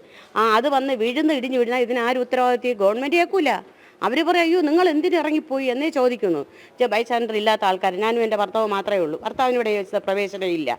അപ്പോൾ ഞങ്ങൾക്ക് ഇവിടെയാണ് ഞങ്ങൾ ആശ്രയിക്കുന്നത്. അപ്പോൾ വളരെ ബുദ്ധിമുട്ടാണ് ഞങ്ങൾക്ക്. വെങ്ങാനൂർ ഗ്രാമപഞ്ചായത്തിന് നേരിട്ട് ഉത്തരവാദിത്തമുള്ള ആശുപത്രിയാണ് മുട്ടക്കാട് ആയുർവേദ ആശുപത്രി. എന്നാൽ അധികൃതർ വേണ്ടത്ര ശ്രദ്ധ കൊടുക്കുന്നില്ലെന്നാണ് BJPയുടെ പരാതി. പഞ്ചായത്തിലെ ആശുപത്രി വികസന സമിതി പോലും പ്രഹസനമായി മാറിയെന്നും BJP ആരോപിക്കുന്നു. ഈ പഞ്ചായത്തിനെ സംബന്ധിച്ച് അവർ തിരിഞ്ഞു നോക്കാറില്ല. പഞ്ചായത്തിൻ്റെ വെങ്ങാനൂർ ഗ്രാമപഞ്ചായത്തിൻ്റെ പൂർണ്ണ ഉത്തരവാദിത്വത്തിലാണ് ഇത് പ്രവർത്തിക്കുന്നത്. പക്ഷേ പ്രസിഡന്റോ അല്ലെങ്കിൽ ഈ വാർഡ് മെമ്പറോ അതുമായി ബന്ധപ്പെട്ട ആരും തന്നെ ഇവിടെ തിരിഞ്ഞു നോക്കുന്നില്ല. ഇപ്പോൾ ഈ കഴിഞ്ഞ 1.5 ദിവസമായി കറണ്ടില്ല. ഇത് അവിടെ മെമ്പർ ഉൾപ്പെടെ എല്ലാവരെയും അറിയിച്ചൊന്നാണ്. പക്ഷേ ഒരാൾ പോലും വന്ന് തിരിഞ്ഞു നോക്കാത്ത ഒരു അവസ്ഥയാണ്. എന്നാൽ അവർക്ക് ഒരു ഉത്തരവാദിത്വം ഇല്ലാത്ത ഒരു രീതിയിലാണ് ഇത് മുന്നോട്ട് പോകുന്നത്. കിടക്കുന്ന പേഷ്യൻ്റ് മുഴുവൻ മരുന്ന് പുറത്തുനിന്നാണ് വാങ്ങുന്നത്. ഇവിടെ ഒരു മെഡിക്കൽ സ്റ്റോർ 1-2 ഉണ്ട്. അവരുമായിട്ട് ഇവിടുത്തെ ഡോക്ടർമാർക്ക് ചില അഡ്ജസ്റ്റ്മെൻ്റ് ഉണ്ടെന്ന് വരെ പറയുന്നുണ്ട്. കാരണം ഇവിടെ വരുന്ന മെഡിസിൻ മെഡിക്കൽ സ്റ്റോറിലേക്ക് എടുത്ത് കൊടുക്കുകയും അവിടെ നിന്ന് ഇവിടെ കിടക്കുന്ന രോഗികൾ അത് വില കൊടുത്ത് വാങ്ങേണ്ട ഒരു സാഹചര്യം വരെ ഉണ്ടെന്നാണ് നമുക്ക് മനസ്സിലാക്കാൻ സാധിച്ചത്. മാതൃകാ ആശുപത്രിക്കുള്ള കേന്ദ്ര സർക്കാരിന്റെ അവാർഡ് മേടിച്ച ആശുപത്രിയാണ് ഇന്ന് അധികൃതരുടെ അനാസ്ഥ മൂലം ഇല്ലാതാകുന്നത്. അടിസ്ഥാന വികസനമൊരുക്കി രോഗികൾക്ക് ആവശ്യമുള്ള ചികിത്സ ഉറപ്പാക്കുവാനുള്ള അവസരമൊരുക്കണമെന്ന ആവശ്യവും ശക്തമാണ്. ജനം, തിരുവനന്തപുരം. യാത്രക്കാർ ഇല്ലാത്തതിന്റെ പേരിൽ കണ്ണൂർ ചിറക്കൽ റെയിൽവേ സ്റ്റേഷൻ അടച്ചുപൂട്ടാനുള്ള തീരുമാനം പുനഃപരിശോധിക്കണമെന്ന ആവശ്യം ശക്തമാകുന്നു. യാത്രക്കാരുടെ എണ്ണം ഗണ്യമായി കുറഞ്ഞതും സ്റ്റേഷന്റെ പ്രവർത്തനം നഷ്ടത്തിലായതുമാണ് അടച്ചുപൂട്ടലിന് പ്രധാന കാരണം. അതേസമയം പൊതുജനങ്ങൾ പരമാവധി ചിറക്കൽ സ്റ്റേഷൻ ഉപയോഗിച്ച് തുടങ്ങിയാൽ മാത്രമേ ട്രെയിൻ സർവീസ് പുനരാരംഭിച്ചിട്ട് കാര്യമുള്ളൂ എന്നാണ് വാദം.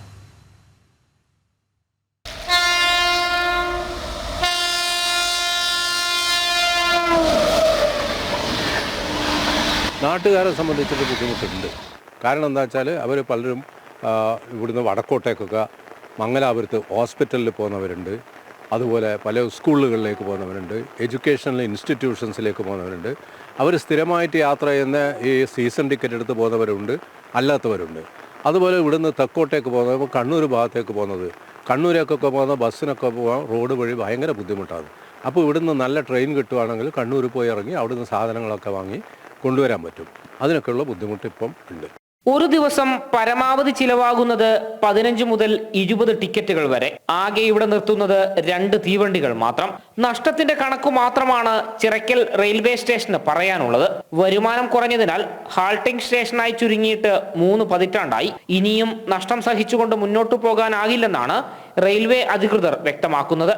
എന്നാൽ പൈതൃകങ്ങളുടെ നാടായ ചിറക്കലിലെ റെയിൽവേ സ്റ്റേഷൻ അടച്ചുപൂട്ടരുത് എന്നാണ് BJP ആവശ്യപ്പെടുന്നത്. തീരുമാനം പുനഃപരിശോധിക്കാനായി റെയിൽവേ ഡിവിഷണൽ മാനേജർക്കും റെയിൽവേ മന്ത്രിക്കും BJP നേതൃത്വം നിവേദനവും നൽകി. റെയിൽവേ സ്റ്റേഷൻ പുനഃസ്ഥാപിക്കണം, അത് യാഥാർത്ഥ്യമാകുന്നതോടുകൂടി ജനങ്ങൾ അത് ഉപയോഗിക്കുന്ന സാഹചര്യം കൂടെ വരണം.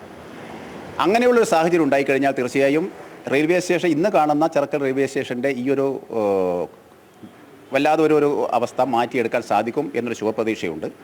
അതിൻ്റെ അടിസ്ഥാനത്തിലാണ് BJP ഈ ആവശ്യം ഉന്നയിക്കുന്നത്. തീർച്ചയായും ഇത് തുറന്ന് പ്രവർത്തിക്കുന്ന ഒരു സാഹചര്യം ഉണ്ടാവണം. റെയിൽവേ സ്റ്റേഷൻ സംരക്ഷിച്ചാൽ വളരുന്ന ചിറക്കൽ എന്ന പൈതൃക ഗ്രാമത്തിന് ഭാവിയിൽ ഉപകാരപ്പെടുമെന്ന അഭിപ്രായങ്ങളും ഉയരുന്നുണ്ട്. ഏഷ്യയിലെ ഏറ്റവും വലിയ 12.5 ഏക്കറുള്ള ഒരു ചിറ ഇവിടെയാണ്, വേറെ എവിടെയില്ല. അതുപോലെ പെരുങ്കളിയാട്ടങ്ങൾ ഇപ്പോൾ സ്ഥിരമായി നടക്കുകയാണ്. അതുകൊണ്ട് ഒരു പൈതൃക ഗ്രാമം എന്നുള്ള നിലയിൽ ഡെവലപ്പ് ചെയ്ത് വരുന്ന ഒരു സ്ഥലമാണ് ചിറക്കൽ. അതുകൊണ്ട് ഈ ഒരു സ്റ്റേഷൻ നിലനിർത്തേണ്ടത് വളരെ ആവശ്യമാണ്. തൊട്ടുമുമ്പിൽ ഇത്രയേറെ സൗകര്യങ്ങളുള്ള റെയിൽവേ സ്റ്റേഷൻ ഉണ്ടായിട്ടും ഉപയോഗിക്കുന്ന ആളുകളുടെ എണ്ണം വിരലിലെണ്ണാവുന്നത് മാത്രമാണ്. അടച്ചുപൂട്ടുമ്പോൾ പ്രതിഷേധവും ബഹളവുമൊക്കെ ഉണ്ടാകുന്നുണ്ടെങ്കിലും പ്രവർത്തിച്ചിരുന്ന സമയത്ത് ആളുകൾ കൃത്യമായി ഉപയോഗിച്ചിരുന്നെങ്കിൽ ഈ റെയിൽവേ സ്റ്റേഷന് ഇത്തരമൊരു ഗതി വരില്ലായിരുന്നു. ജനം, കണ്ണൂർ. മാലിന്യ കൂമ്പാരത്തിലും ദുർഗന്ധത്തിലും വലഞ്ഞ് തിരുവനന്തപുരം ഭീമാപള്ളി നിവാസികൾ. വിവിധ സ്ഥലങ്ങളിൽ നിന്നുള്ള മാലിന്യങ്ങൾ ഇവിടങ്ങളിൽ നിക്ഷേപിച്ചതോടെയാണ് പ്രദേശവാസികൾ ദുരിതത്തിലായത്. മാലിന്യമുക്തം നവകേരളം തലസ്ഥാനത്ത് പൂർണ്ണമായി നടപ്പിലാക്കിയെന്ന് പറയുന്ന ഇടത്താണ് ഇത്രയധികം മാലിന്യം കുന്നുകൂടി കിടക്കുന്നത്.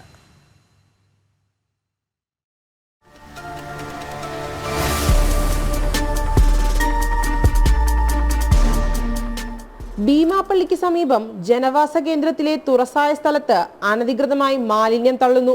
വള്ളക്കടവ് ഭീമാപ്പള്ളി റോഡിൽ ആകാശവാണിയുടെ ഉടമസ്ഥതയിലുള്ള സ്ഥലത്തേക്ക് റോഡിൽ നിന്ന് മാലിന്യം കവറുകളിലും മറ്റും കെട്ടിയെറിയുന്നത് പതിവ് കാഴ്ചയാണ്. മതിൽ കെട്ടി കമ്പി വേലിയിട്ട് സംരക്ഷിച്ചിരിക്കുന്ന ഇടമാണ് മാലിന്യ കേന്ദ്രമായി മാറിയിരിക്കുന്നത്. ഏത് ഗവൺമെന്റ് എല്ലാ സംവിധാനങ്ങളൊക്കെ ഉണ്ടെന്ന് പറയുന്നു. പക്ഷേ ജനങ്ങൾക്ക് അനുകൂലമാകുന്ന രൂപത്തിൽ ഒന്നും പ്രാബല്യത്തിൽ വരുന്നതായിട്ട് ഭീമാപള്ളിക്കാർക്ക് അനുഭവത്തിലില്ല. അതിനിപ്പോൾ എന്താ ചെയ്യുക? ഞങ്ങൾ പരിസരത്ത് താമസിക്കുന്നവരുണ്ട്, പുറത്തുള്ള ആൾക്കാർ ഓട്ടോറിക്ഷയിൽ മറ്റും വന്ന് ഇവിടെ തട്ടിയിട്ട് പോകുന്ന ആൾക്കാരുണ്ട്, വഴിവക്കുകൾ കൊണ്ട് എറിഞ്ഞിട്ട് പോകുന്ന ആൾക്കാരൊക്കെ ഉണ്ട്. അപ്പോൾ ഇതാണ് ഇവിടെ നടന്നുകൊണ്ടിരിക്കുന്ന കാര്യങ്ങൾ. മതിലിനകത്തേക്ക് എറിയുന്നതിനിടെ മാലിന്യങ്ങൾ കമ്പിവേലിയിൽ തട്ടി നിരനിരയായി കിടക്കുന്ന കാഴ്ച ഇവിടുത്തെ മാലിന്യം തള്ളലിന്റെ രൂക്ഷത വെളിപ്പെടുത്തുന്നു. വിളപ്പിൽശാലൊന്നും ഇല്ലല്ലോ, അതുകൊണ്ട് ഏത് ഗവൺമെന്റ് ആയാലും ശരി തന്നെ അതുണ്ടായിരുന്നെങ്കിൽ ഇപ്പോൾ ഇത്രയും ബുദ്ധിമുട്ടുണ്ടാവില്ലായിരുന്നു. അപ്പോൾ ഇത് കുറച്ച് സ്ഥലം കിട്ടുകയാണെങ്കിൽ വേസ്റ്റൊക്കെ ഡബ് ചെയ്തെടുക്കാനുള്ള സംവിധാനം ചെയ്യാം. വേറെ കൂടുതലെന്ന് പറഞ്ഞാൽ പ്രത്യേകിച്ച് ഞാൻ കുറ്റം പറയുന്നില്ല, നാട്ടുകാരും കൊണ്ട് പുറത്തുള്ളവർ വരുന്നുണ്ട് വേസ്റ്റുകൾ. നമുക്ക് ബുദ്ധിമുട്ടാവുന്നത് ഏത് മാലിന്യം ഈ കാള, പശു അതൊക്കെ ആ വേസ്റ്റ് ഓടുമ്പോൾ ഭയങ്കര ഇതാവുന്നുണ്ട്. ഇത് പലപ്പോഴും റോഡിലേക്കടക്കം വീഴുന്നു. മാലിന്യം നിറഞ്ഞതോടെ പ്രദേശമാകെ ദുർഗന്ധം വമിച്ച അവസ്ഥയാണ്.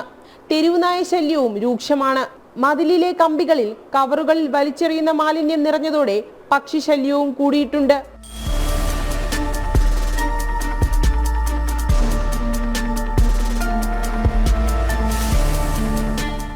ഇവ മാലിന്യം കൊത്തി സമീപത്തെ വീടുകളിലും കിണറുകളിലും കുടിവെള്ള സ്രോതസ്സുകളിലുമെല്ലാം കൊണ്ടിടുന്നത് പതിവാണ്. വീടുകളിൽ മറ്റു ഇവിടെ ചപ്പു ചവറുകളിൽ നിന്ന് വേസ്റ്റുകളൊക്കെ കാക്കകൾ കൊത്തി പറക്കി കൊണ്ടിടാറുണ്ട്, കിണറ്റുകളിൽ കൊണ്ടിടാറുണ്ട്. അങ്ങനെ രോഗം പടർന്നു പിടിക്കുന്നു. ഹോസ്പിറ്റലെല്ലാം നിറഞ്ഞു കവിയുകയാണ്. എന്ന് പറഞ്ഞാലിപ്പോൾ ഞാൻ പോലും ഇന്ന് ഹോസ്പിറ്റലിൽ പോയിട്ട് വന്ന് നിൽക്കുന്ന ആളാണ്, പനി പിടിച്ച് നിൽക്കുന്നയാളാണ്. അപ്പോൾ ഇങ്ങനെ രോഗങ്ങൾ പടർന്നു പിടിക്കുമ്പോഴത്തേക്കും ഗവൺമെൻറ്റിൽ നിന്ന് ആൾക്കാർ വരും, പേനയും പേപ്പറൊക്കെ ആയിട്ട് വന്നിട്ട് ഞങ്ങളെ കിണർ നോക്കും, ഞങ്ങളെ വീടിൻ്റെ ചിരട്ടകൾ നോക്കും, എവിടെ വെള്ളം കെട്ടി കിടക്കുന്ന, എവിടെ വേസ്റ്റ് കിടക്കുന്ന നോക്കും. പക്ഷേ ഇതൊക്കെ പരസ്യമായിട്ട് കിടന്നിട്ട് ഇതിന് വേണ്ടുന്ന രൂപത്തിൽ ഒരു സംവിധാനം കണ്ടെത്താൻ വേണ്ടി സാധിക്കുന്നില്ല എങ്കിൽ ആരെ സംരക്ഷിക്കാനാണുള്ളത്? വിമാനത്താവളത്തിന് തൊട്ടടുത്ത ഉയർന്ന പ്രദേശത്താണ് ഇത്തരം മാലിന്യം തള്ളൽ. ഇവിടുന്ന് മാലിന്യം കൊത്തിപ്പറക്കുന്ന പക്ഷികൾ വിമാനത്താവളത്തിന്റെ ഭാഗത്തേക്ക് പോകുന്നത് പക്ഷിയടി പോലുള്ള അപകടങ്ങൾക്ക് സാധ്യത കൂട്ടുന്നു. ജനങ്ങൾക്ക് പര്യാപ്തമാകുന്ന രൂപത്തിലുള്ളതായ സംവിധാനങ്ങളൊന്നും ഇങ്ങോട്ട് വരുന്നില്ല. വരാത്തത് കാരണമായിട്ട് ജനങ്ങൾ അവിടെ വഴിയൊന്നല്ല, വീടിൻ്റെ പരിസരമൊന്നുമല്ല, ഇതുപോലെയുള്ള സ്ഥാപനങ്ങളൊന്നല്ല അവർ വലിച്ചുവാരിട്ടിട്ട് പോകുന്നത് സ്വാഭാവികമാണ്. അപ്പോൾ ആരെ കുറ്റപ്പെടുത്താൻ പറ്റും? അപ്പോൾ ജനങ്ങൾക്ക് വേണ്ടുന്നതായ കാര്യങ്ങൾ അറിഞ്ഞ് പ്രവർത്തിക്കേണ്ടത് ഇവിടുത്തെ ഗവൺമെൻറ് സംവിധാനങ്ങളാണ്. ഗവൺമെന്റ് സംവിധാനങ്ങൾ അനങ്ങുന്നില്ല എന്ന് കണ്ടാൽ ഇതുപോലെ തന്നെ ആയിരിക്കും സംഭവിക്കുക. ഇരുചക്ര വാഹനങ്ങളിലും മറ്റുമെത്തി വീടുകളിലെ മാലിന്യവും അറവുശാലകളിലെ മാലിന്യങ്ങളും വലിച്ചെറിയുന്നത് ഇവിടുന്നുള്ള നേർക്കാഴ്ചയാണ്. മാലിന്യങ്ങൾ കൃത്യമായി സംസ്കരിക്കാനുള്ള സ്ഥലം സർക്കാർ അനുവദിക്കാത്തതാണ് ഈ പ്രതിസന്ധിക്ക് കാരണം.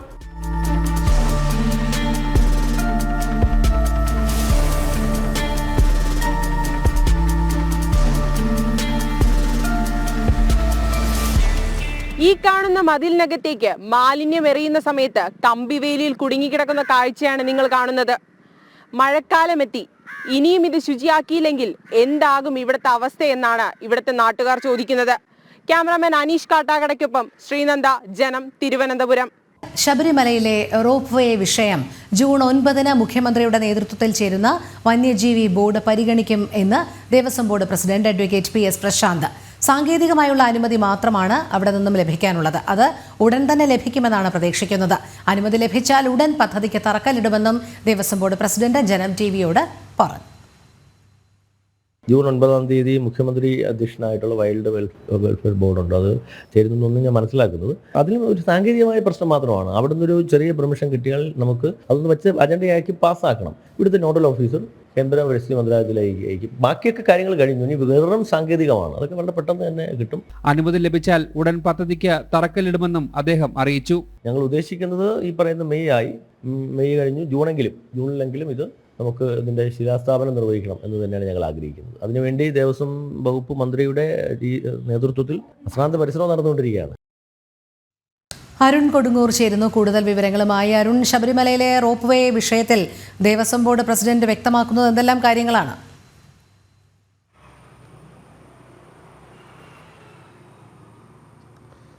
തീർച്ചയായും കഴിഞ്ഞ മണ്ഡലകാലത്തിന് ശേഷം, അതായത് ഈ ജനുവരി അവസാനത്തോടെ അല്ലെങ്കിൽ ഫെബ്രുവരി ആദ്യത്തോടെ ശബരിമലയിലെ ഈ റോപ്പ് വേ പദ്ധതിക്ക് തറക്കല്ലിടാനായിരുന്നു ദേവസ്വം ബോർഡ് ആലോചിച്ചിരുന്നത്. ദേവസ്വം മന്ത്രി VN വാസവൻ ഈ മണ്ഡലകാലത്തിൻ്റെ തുടക്കത്തിൽ അത് കൃത്യമായി പറയുകയും ചെയ്തിരുന്നു. പക്ഷേ സർക്കാരിൽ നിന്നുള്ള അനുമതി, പ്രത്യേകിച്ച് മുഖ്യമന്ത്രി അധ്യക്ഷനായുള്ള വന്യജീവി ബോർഡിൻ്റെ അനുമതി ലഭിക്കാത്തതാണ് ഈ ഒരു പദ്ധതി മുന്നോട്ട് പോകാൻ കാരണമായിട്ടുള്ളത്. ദേവസ്വം ബോർഡിന് ഈ ഒരു വിഷയത്തിൽ കടുത്ത അതൃപ്തി ഉണ്ടായിരുന്നു. എന്തുകൊണ്ടാണ് ഇത് ഇത്ര വൈകിപ്പിക്കുന്നത് എന്നുള്ളൊരു വലിയ ചോദ്യമായിരുന്നു ദേവസ്വം ബോർഡ് മുന്നോട്ട് വെക്കുകയും ചെയ്തിരിക്കുന്നത്. പക്ഷേ ആ ഒരു പ്രശ്നം ഇപ്പോഴും അനന്തമായി നീളുകയായിരുന്നു. ഏറ്റവും ഒടുവിൽ ജൂൺ 9 ചേരുന്ന വന്യജീവി ബോർഡിൽ, മുഖ്യമന്ത്രി നേതൃത്വത്തിൽ ചേരുന്ന വന്യജീവി ബോർഡിൽ ഈ വിഷയം പരിഗണിക്കുമെന്നാണ് ഇപ്പോൾ ദേവസ്വം ബോർഡ് പ്രസിഡന്റ് അറിയിച്ചിരിക്കുന്നത്. ഇത് സാങ്കേതികമായ ചില കാര്യങ്ങൾ മാത്രമാണ് ഇതിലുള്ളത്. മറ്റ് അനുമതികളെല്ലാം തന്നെ റോപ്പ് വേ പദ്ധതിയുമായി മുന്നോട്ട് പോകാൻ തങ്ങൾക്ക് ലഭിച്ചിട്ടുണ്ട്. ഈ അനുമതി കൂടി ലഭിച്ചാൽ, അതായത് അടുത്ത മാസത്തോടെ, ജൂൺ മാസത്തോടെ ഈ റോപ്പ് വേ പദ്ധതിക്ക് തറക്കല്ലിടുമെന്നാണ് ദേവസ്വം ബോർഡ് പറയുന്നത്. 24 മാസമാണ് ഈ റോപ്പ് വേ പദ്ധതി പൂർത്തിയാക്കാനായി ദേവസ്വം ബോർഡിന് പ്രതീക്ഷിക്കുന്നത്. ഇതിന് ശേഷം ശബരിമലയുടെ ഒരു സമഗ്ര വികസനത്തിന് ഉതകുന്ന ഒരു പദ്ധതിയാകും ഇത് എന്നാണ് ദേവസ്വം ബോർഡ് പറയുന്നത്. പക്ഷേ പല തരത്തിലുള്ള എതിർപ്പുകൾ നിലനിൽക്കുന്നുണ്ട്. അതിലേറ്റവും പ്രധാനപ്പെട്ടത് ഒന്ന് എന്നത് ഈ വനംവകുപ്പിൻ്റെ മറ്റൊരു പ്രധാനപ്പെട്ട ഒരു എതിർപ്പാണ്. അതായത് ഈ ഭക്തരെ ഒരു കാരണവശാലും കൊണ്ടുപോകാൻ പാടില്ല എന്നുള്ളതാണ് വനം വകുപ്പ് ഈ പദ്ധതിയുമായി മുന്നോട്ട് വെക്കുന്ന ഏറ്റവും പ്രധാനപ്പെട്ട കാര്യം. ഈ ശബരിമലയിലേക്കുള്ള സാധന സാമഗ്രികൾ മാത്രമായിരിക്കും ഇതിൽ കൊണ്ടുപോകാൻ അനുവദിക്കുക. അതോടൊപ്പം തന്നെ അത് കൃത്യമായ മാനദണ്ഡങ്ങൾ പാലിച്ചു വേണം ഇത് കൊണ്ടുപോകാൻ എന്നുകൂടി അവർ പറയുന്നു. അതോടൊപ്പം തന്നെ മറ്റൊരു പ്രധാനപ്പെട്ട കാര്യമായി പറയുന്നത് ഈ സുരക്ഷയുടെ ഉൾപ്പെടെയുള്ള പ്രശ്നങ്ങൾ അവർ ചൂണ്ടിക്കാട്ടുകയും ചെയ്യുന്നുണ്ട്. അതായത് ഈ റോപ്പ് വേ പദ്ധതി വന്നാൽ ട്രാക്ടർ പൂർണ്ണമായും ഒഴിവാക്കുമെന്നാണ് വനം വകുപ്പ് പറയുകയും ചെയ്തിരിക്കുന്നത്. എന്തായാലും ഈ 2011 ആരംഭിച്ച ഒരു പദ്ധതിയാണ് ശബരിമല റോപ്പ് വേക്ക് വേണ്ടി ആരംഭിച്ച. പക്ഷേ പലതരത്തിലുള്ള പ്രശ്നങ്ങൾ, പ്രതിസന്ധി മൂലം അത് ഇങ്ങനെ അനന്തമായി നീളുകയായിരുന്നു. എന്തായാലും ഇപ്പോൾ ഈ പദ്ധതി ജീവൻ വെക്കുമെന്നുള്ള ഒരു പ്രത്യാശയിലാണ് ദേവസ്വം ബോർഡ് നിലവിലുള്ളത്. അതുതന്നെയാണ് ദേവസ്വം ബോർഡ് പ്രസിഡന്റ് വാക്കിൽ നിന്ന് വ്യക്തമാക്കുകയും ചെയ്യുന്ന രോഹിണി. ശരി, അരുൺ കൊടുങ്ങൂറാണ് വിവരങ്ങൾ നൽകിയത്. കോഴിക്കോട് മുക്കത്ത് കോട്ടമുഴി പാലം നിർമ്മാണത്തിൽ വൻ അഴിമതി എന്ന ആരോപണം. പൊതുമരാമത്ത് വകുപ്പിനെതിരെ പ്രതിഷേധവുമായി ജനകീയ സമിതി രംഗത്തെത്തി. 4 കോടിയിലധികം രൂപ ചിലവഴിച്ചാണ് പാലം പുനർനിർമ്മിച്ചത്.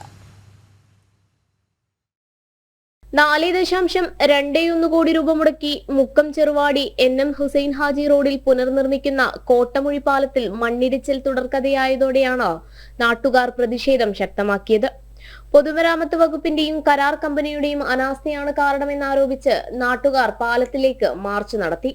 വൻ അഴിമതിയാണ് നടന്നതെന്നും ഊരാളുങ്കൽ ലേബൽ കോൺട്രാക്ട് സൊസൈറ്റിക്ക് ലാഭമുണ്ടാക്കാൻ MLA ശ്രമിക്കുകയാണെന്നും ജനകീയ സമിതി കുറ്റപ്പെടുത്തി.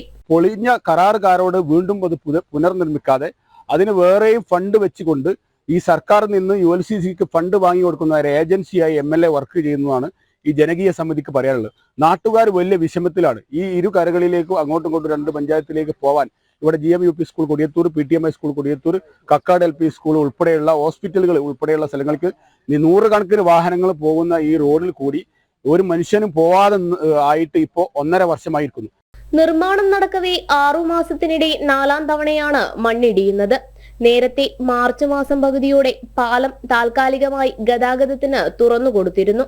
മാസങ്ങളായി നിർത്തിവെച്ചിരുന്ന ബസ് സർവീസും പുനരാരംഭിച്ചിരുന്നു. എന്നാൽ റോഡിന്റെ അരികെ തുടർച്ചയായി ഇടിയുന്നതോടെ വാഹന ഗതാഗതം നിരോധിക്കുകയായിരുന്നു.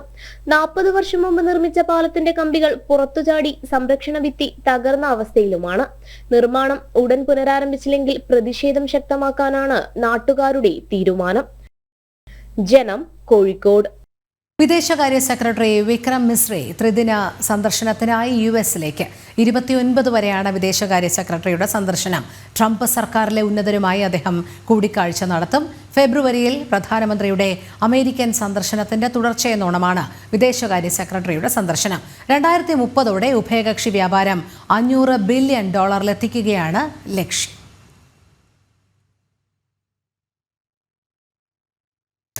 IB ഉദ്യോഗസ്ഥയുടെ ആത്മഹത്യയുമായി ബന്ധപ്പെട്ട് സുകാന്ത് സുരേഷിനെ ഇന്ന് വിശദമായി ചോദ്യം ചെയ്യും. ഇന്നലെ രാത്രി വൈകി കൊച്ചിയിൽ നിന്ന് പ്രതിയെ തിരുവനന്തപുരം പേട്ട പോലീസ് സ്റ്റേഷനിൽ എത്തിച്ചിരുന്നു. തുടർന്ന് അറസ്റ്റ് രേഖപ്പെടുത്തിയ ശേഷം വഞ്ചിയൂർ കോടതിയിൽ ഹാജരാക്കും. IB ഉദ്യോഗസ്ഥയെ മാനസികമായും ശാരീരികമായും സാമ്പത്തികമായും പ്രതി ചൂഷണം ചെയ്തതിന് തെളിവുണ്ടെന്ന് കണ്ടെത്തിയ പശ്ചാത്തലത്തിലാണ് ഹൈക്കോടതി മുൻകൂർ ജാമ്യം നിഷേധിച്ചത്.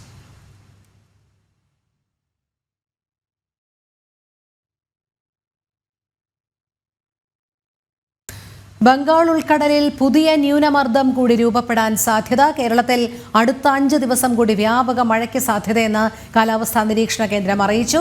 ശക്തമായ മഴയിൽ നീരൊഴുക്ക് വർദ്ധിച്ചതോടെ മലങ്കര ഡാമിന്റെ ഷട്ടറുകൾ കൂടുതൽ ഉയർത്തും. ഒരു ഷട്ടറിന്റെ വാൽവ് തുറക്കാത്തതിനാൽ പ്രശ്നം പരിഹരിക്കാൻ ശ്രമം തുടങ്ങി. നെടുങ്കണ്ടത്ത് വൻ മരം ഒടിഞ്ഞു വീണ് ഗതാഗതം തടസ്സപ്പെട്ടു. വടക്കൻ കേരളത്തിലും മഴ ശക്തമായി തുടരുകയാണ്. കണ്ണൂർ കുപ്പത്ത് ദേശീയപാത നിർമ്മാണ മേഖലയിൽ വീണ്ടും മണ്ണിടിഞ്ഞു. മഴ ശക്തമായതോടെ കോഴിക്കോട് മാവൂരിൽ വെള്ളപ്പൊക്കം ജനങ്ങളെ മാറ്റിപ്പാർപ്പിച്ചു. എന്തായാലും സംസ്ഥാനത്താകെ വലിയ മഴക്കെടുതികൾ തന്നെയാണ് റിപ്പോർട്ട് ചെയ്തുകൊണ്ടിരിക്കുന്നത്. നമ്മുടെ പ്രതിനിധികൾ ചേരുന്നുണ്ട്. ആദ്യം നമുക്ക് ഇടുക്കിയിലേക്ക് പോകാം. സുബിൻ തോമസ് ചേരുന്നു. സുബിൻ, ഇടുക്കിയിലെ സാഹചര്യം എങ്ങനെയാണ്? നിലവിൽ ഇപ്പോൾ ഈ അതിശക്തമായ മഴയ്ക്ക് പുറമെ ബംഗാൾ ഉൾക്കടലിൽ പുതിയ ന്യൂനമർദ്ദം കൂടി രൂപപ്പെടാൻ സാധ്യതയുണ്ട് എന്ന് കാലാവസ്ഥാ നിരീക്ഷണ കേന്ദ്രം മുന്നറിയിപ്പ് നൽകുമ്പോൾ ഒരുപക്ഷെ ഇനി വരുന്ന ദിവസങ്ങളിൽ അതിശക്തമായ മഴ തന്നെയാകും ഉണ്ടാകുക. എന്തെല്ലാം ജാഗ്രതാ നിർദ്ദേശങ്ങളാണ് ഇടുക്കി ജില്ലയെ സംബന്ധിച്ചിടത്തോളം ഉണ്ടായിരിക്കുന്നത്? മറ്റു വിവരങ്ങൾ കൂടി. ജില്ലയുടെ മലയോര മേഖലയിലാണ് ഇപ്പോൾ കടുത്ത ജാഗ്രതാ നിർദ്ദേശം പുറപ്പെടുവിച്ചിട്ടുള്ളത്. പ്രധാനമായും ഈ ഇന്നലെ ശക്തമായ മഴയാണ് ഇടുക്കി ജില്ലയിൽ പരക്കെ പെയ്തിരുന്നത്. ഇന്നലെ അർദ്ധരാത്രി വരെയും മഴയുണ്ടായിരുന്നു. ഇന്ന് ഇപ്പോൾ ഈ സമയം എല്ലാ മേഖലകളിലും നിലവിൽ ഇപ്പോൾ മഴ മാറി നിൽക്കുന്ന ഒരു സാഹചര്യമുണ്ട്. എന്നിരുന്നാൽ പോലും ഇടവിട്ട് ശക്തമായ മഴ പെയ്യുന്നു എന്നുള്ളത് കൊണ്ട് തന്നെ ആശങ്ക ഒഴിയാത്തൊരു സാഹചര്യമാണ് ഇടുക്കി ജില്ലയിലുള്ളത്. എന്തായാലും ഈ നിലവിൽ മലങ്കര ഡാമിലെ ഷട്ടറുകൾ നിലവിൽ ഉയർത്താൻ, അതായത് കൂടുതൽ ഉയർത്താനുള്ളൊരു തീരുമാനം, നിലവിൽ കൂടുതൽ ഉയർത്തി വെള്ളം പുറത്തേക്ക് ഒഴുക്കുന്ന ഒരു സാഹചര്യമാണുള്ളത്. പ്രധാനമായും രാവിലെ 7 മണിയോട് കൂടിയാണ് ഈ ഒരു ഡാമിന്റെ ഷട്ടറുകൾ 1.5 മീറ്റർ കൂടി ഉയർത്തി വെള്ളം പുറത്തേക്ക് ഒഴുക്കാനുള്ള ഒരു തീരുമാനത്തിലേക്ക് എത്തിയത്. അതായത് ഡാമിലേക്കുള്ള നീരൊഴുക്ക് ക്രമാതീതമായി വർദ്ധിച്ചിട്ടുണ്ട്. ഈ ഒരു സാഹചര്യത്തിലാണ് നടപടി. നിലവിൽ 3 ഷട്ടറുകൾ ഉയർത്തി ഈ 1.5 സെന്റിമീറ്റർ കൂടി ഉയർത്തി വെള്ളം പുറത്തേക്ക് ഒഴുക്കാനാണ് തീരുമാനിച്ചിരിക്കുന്നത്. ഇതിൽ എടുത്തു പറയേണ്ട ഒരു കാര്യം എന്നുള്ളത്, ഈ മലങ്കര ഡാമിന്റെ ഒരു ഷട്ടർ തകരാറിലാണ്. ഈ ഷട്ടർ ഒരു തരത്തിലും തുറക്കാൻ കഴിയാത്ത ഒരു സാഹചര്യമാണ്. 6 ഷട്ടറുകളാണ് ഈ മലങ്കര ഡാമിലുള്ളത്. അതിൽ ഏറ്റവും ആദ്യത്തെ ഷട്ടറാണ് ഇത്തരത്തിൽ ഈ തകരാറിലായിട്ടുള്ളത്.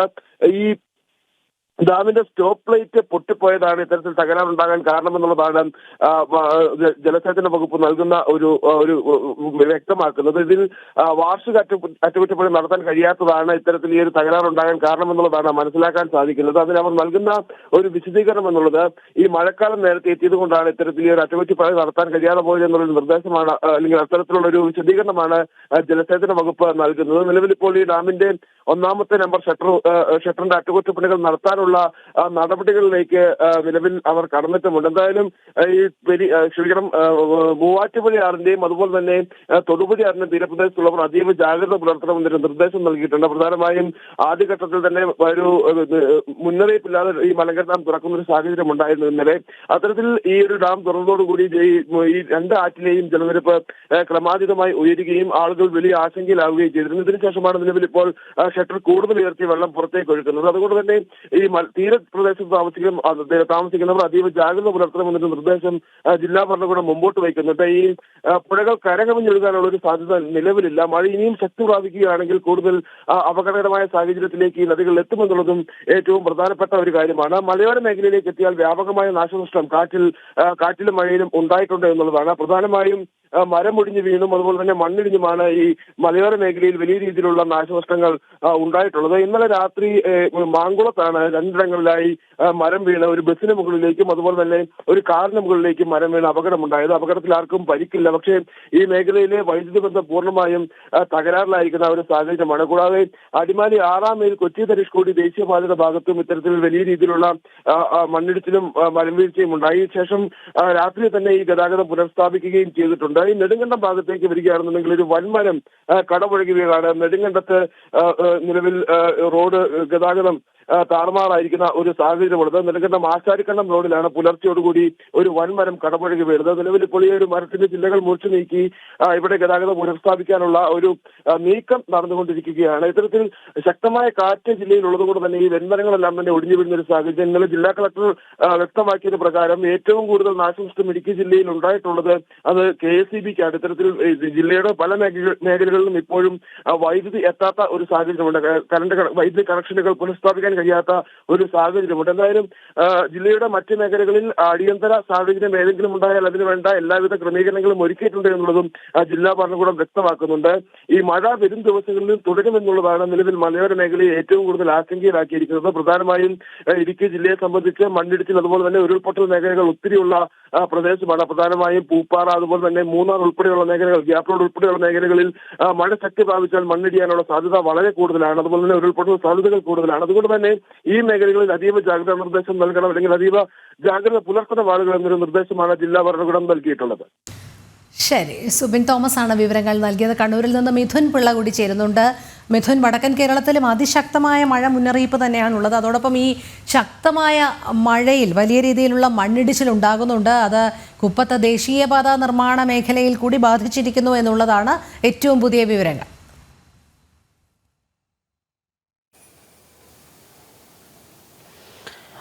രോഹിണി, കഴിഞ്ഞ 24 മണിക്കൂർ അതിശക്തമായ മഴ തന്നെയാണ് കണ്ണൂരിൽ പെയ്തിരിക്കുന്നത്. ഇന്ന് രാവിലെ അല്പം ഒരു ശമനം വന്നിട്ടുണ്ട് എന്ന് തന്നെ പറയേണ്ടിയിരിക്കുന്നു. ഇന്നലെ രാത്രി പല താഴ്ന്ന ഭാഗങ്ങളിലും വെള്ളം കയറുന്ന ഒരു സാഹചര്യം ഉണ്ടായിട്ടുണ്ട്. എന്നാൽ ഇന്ന് രാവിലെ മഴ തുറന്നതോടുകൂടി പലയിടത്തുനിന്നും വെള്ളം വലിഞ്ഞിട്ടുണ്ട്. അതേസമയം നമുക്കറിയാം, കഴിഞ്ഞ കുറച്ച് ദിവസങ്ങളായി ദേശീയപാത നിർമ്മാണം നടക്കുന്ന കുപ്പം മേഖലയിൽ മണ്ണിടിച്ചിൽ ഉണ്ടാകുന്നുണ്ട്. അവിടെ വലിയ ഉയരത്തിൽ മണ്ണ് ചെത്തിയെടുത്താണ് അവിടെ നിർമ്മാണ പ്രവർത്തനം നടക്കുന്നത്. അതുകൊണ്ട് തന്നെ ബലക്കുറവുള്ള മണ്ണ് കൂടിയാണ് ആ പ്രദേശത്തുള്ളത്.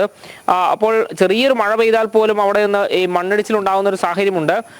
ആശങ്കപ്പെടേണ്ട സാഹചര്യമില്ല. ഇന്നും രാവിലെ മണ്ണ് ആ പ്രദേശത്ത് ഇടിഞ്ഞിട്ടുണ്ട് എന്ന് തന്നെയാണ് മനസ്സിലാക്കാൻ വേണ്ടി സാധിക്കുന്നത്. അതേസമയം കണ്ണൂർ അത്താഴക്കുന്ന് കല്ലുകെട്ടുചിറ എന്ന് പറയുന്ന പ്രദേശത്ത് നിരവധി വീടുകളിൽ ഈ ശക്തമായ മഴയിൽ വെള്ളം കയറിയിട്ടുണ്ട് എന്നാണ് മനസ്സിലാക്കാൻ വേണ്ടി സാധിക്കുന്നത്.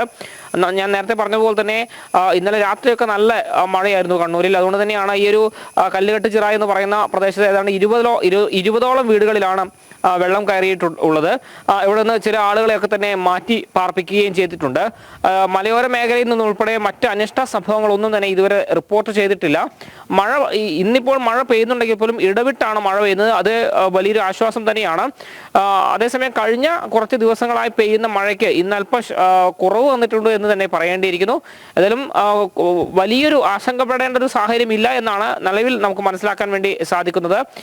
മറ്റൊരു കാര്യം, പഴശ്ശി ഡാമിന്റെ 16 ഷട്ടറുകളിൽ 14 തുറന്നിട്ടുണ്ട്. ജലനിരപ്പ് ക്രമീകരിക്കുന്നതിന്റെ ഭാഗമായിട്ടാണ് ഇത്തരമൊരു പ്രക്രിയ അധികാരികളുടെ ഭാഗത്ത് ഉണ്ടായിരിക്കുന്നത്. അതായത് 24 മീറ്ററാണ് ഈ പഴശ്ശി ഡാമിന്റെ കപ്പാസിറ്റി. അത് എത്തുന്നതിന് മുൻപേ തന്നെ കൃത്യമായി ജലനിരപ്പ് ക്രമീകരിക്കുക എന്നൊരു ഉദ്ദേശത്തോടു കൂടി തന്നെയാണ് ഡാമിന്റെ ഷട്ടറുകളിൽ ഭൂരിഭാഗവും തുറന്നിരിക്കുന്നത്. രോഹിണി. ശരി, കണ്ണൂരിൽ നിന്ന് മിഥുൻ പിള്ളയാണ് വിവരങ്ങൾ നൽകിക്കൊണ്ടിരുന്നത്. നമുക്കിന് നേരെ തലസ്ഥാന ജില്ലയുടെ സാഹചര്യം കൂടി പരിശോധിക്കാം. തിരുവനന്തപുരത്ത് നിന്ന് പ്രശാന്ത് ശങ്കരമംഗലത്ത് കൂടി ചേരുന്നുണ്ട്. പ്രശാന്ത്, മറ്റൊരു ന്യൂനമർദ്ദം കൂടി ബംഗാൾ ഉൾക്കടലിൽ രൂപപ്പെടുന്നുണ്ട് എന്നാണ് അറിയാൻ കഴിയുന്നത്. അതിശക്തമായ മഴ മുന്നറിയിപ്പുകൾ തന്നെയാണോ വരുന്നത്? അതോടൊപ്പം മരച്ചില്ലകൾ വീടും കനത്ത മഴയിലുമൊക്കെ ചില വീടിൻ്റെ മേൽക്കൂരകൾ തകർന്നിട്ടുണ്ട്, മണ്ണിടിച്ചിൽ ഉണ്ടായിട്ടുണ്ട് എന്നൊക്കെയുള്ള റിപ്പോർട്ടുകളും വരുന്നുണ്ട്. എന്തൊക്കെ നാശനഷ്ടങ്ങളാണ് നിലവിൽ രേഖപ്പെടുത്തിയത്? വിവരങ്ങൾ.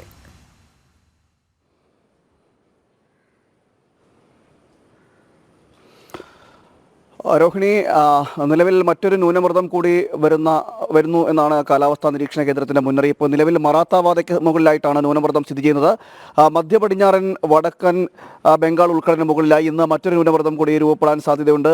അതിനാൽ വരുന്ന 5 ദിവസം സംസ്ഥാനത്ത് ശക്തമായ മഴയ്ക്ക് സാധ്യതയുണ്ടെന്നാണ് കാലാവസ്ഥാ നിരീക്ഷണ കേന്ദ്രം നൽകുന്ന മുന്നറിയിപ്പിൽ പറയുന്നത്. അതോടൊപ്പം തന്നെ കേരളത്തിന്റെ തീരത്ത് രാത്രി വരെ 8:30 വരെ 3.4 മുതൽ 4.2 മീറ്റർ വരെ ഉയർന്ന തിരമാലയ്ക്കും കടലാക്രമണത്തിനും സാധ്യതയുണ്ടെന്നും ദേശീയ സമുദ്രസ്ഥിതി പഠന ഗവേഷണ കേന്ദ്രം നൽകുന്ന മുന്നറിയിപ്പിൽ പറയുന്നുണ്ട്. അതോടൊപ്പം ഈ തീരദേശ മേഖലയിലുള്ളവർ ജാഗ്രത പാലിക്കണമെന്നൊരു നിർദ്ദേശമുണ്ട്. കള്ളക്കടൽ പ്രതിഭാസത്തിന് സാധ്യതയുണ്ടെന്നുള്ള മുന്നറിയിപ്പുമുണ്ട്. ഈ സാഹചര്യത്തിൽ ജാഗ്രത പാലിക്കണമെന്നൊരു മുന്നറിയിപ്പാണ് ഇപ്പോൾ കാലാവസ്ഥാ വകുപ്പ് നൽകുന്നത്. ഇന്നത്തെ കണക്കുകൾ നോക്കുകയാണെങ്കിൽ ഇന്ന് 5 ദിവസം ഇന്ന് 3 ജില്ലകൾക്കാണ് റെഡ് അലർട്ട് പ്രഖ്യാപിച്ചിരിക്കുന്നത്. കോഴിക്കോട്, വയനാട്, കണ്ണൂർ എന്നീ ജില്ലകൾക്ക് റെഡ് അലർട്ട് ഉണ്ട്. തൃശ്ശൂർ, മലപ്പുറം, കാസർഗോഡ് ജില്ലകൾക്ക് ഓറഞ്ച് അലർട്ട് പ്രഖ്യാപിച്ചിരിക്കുന്നു.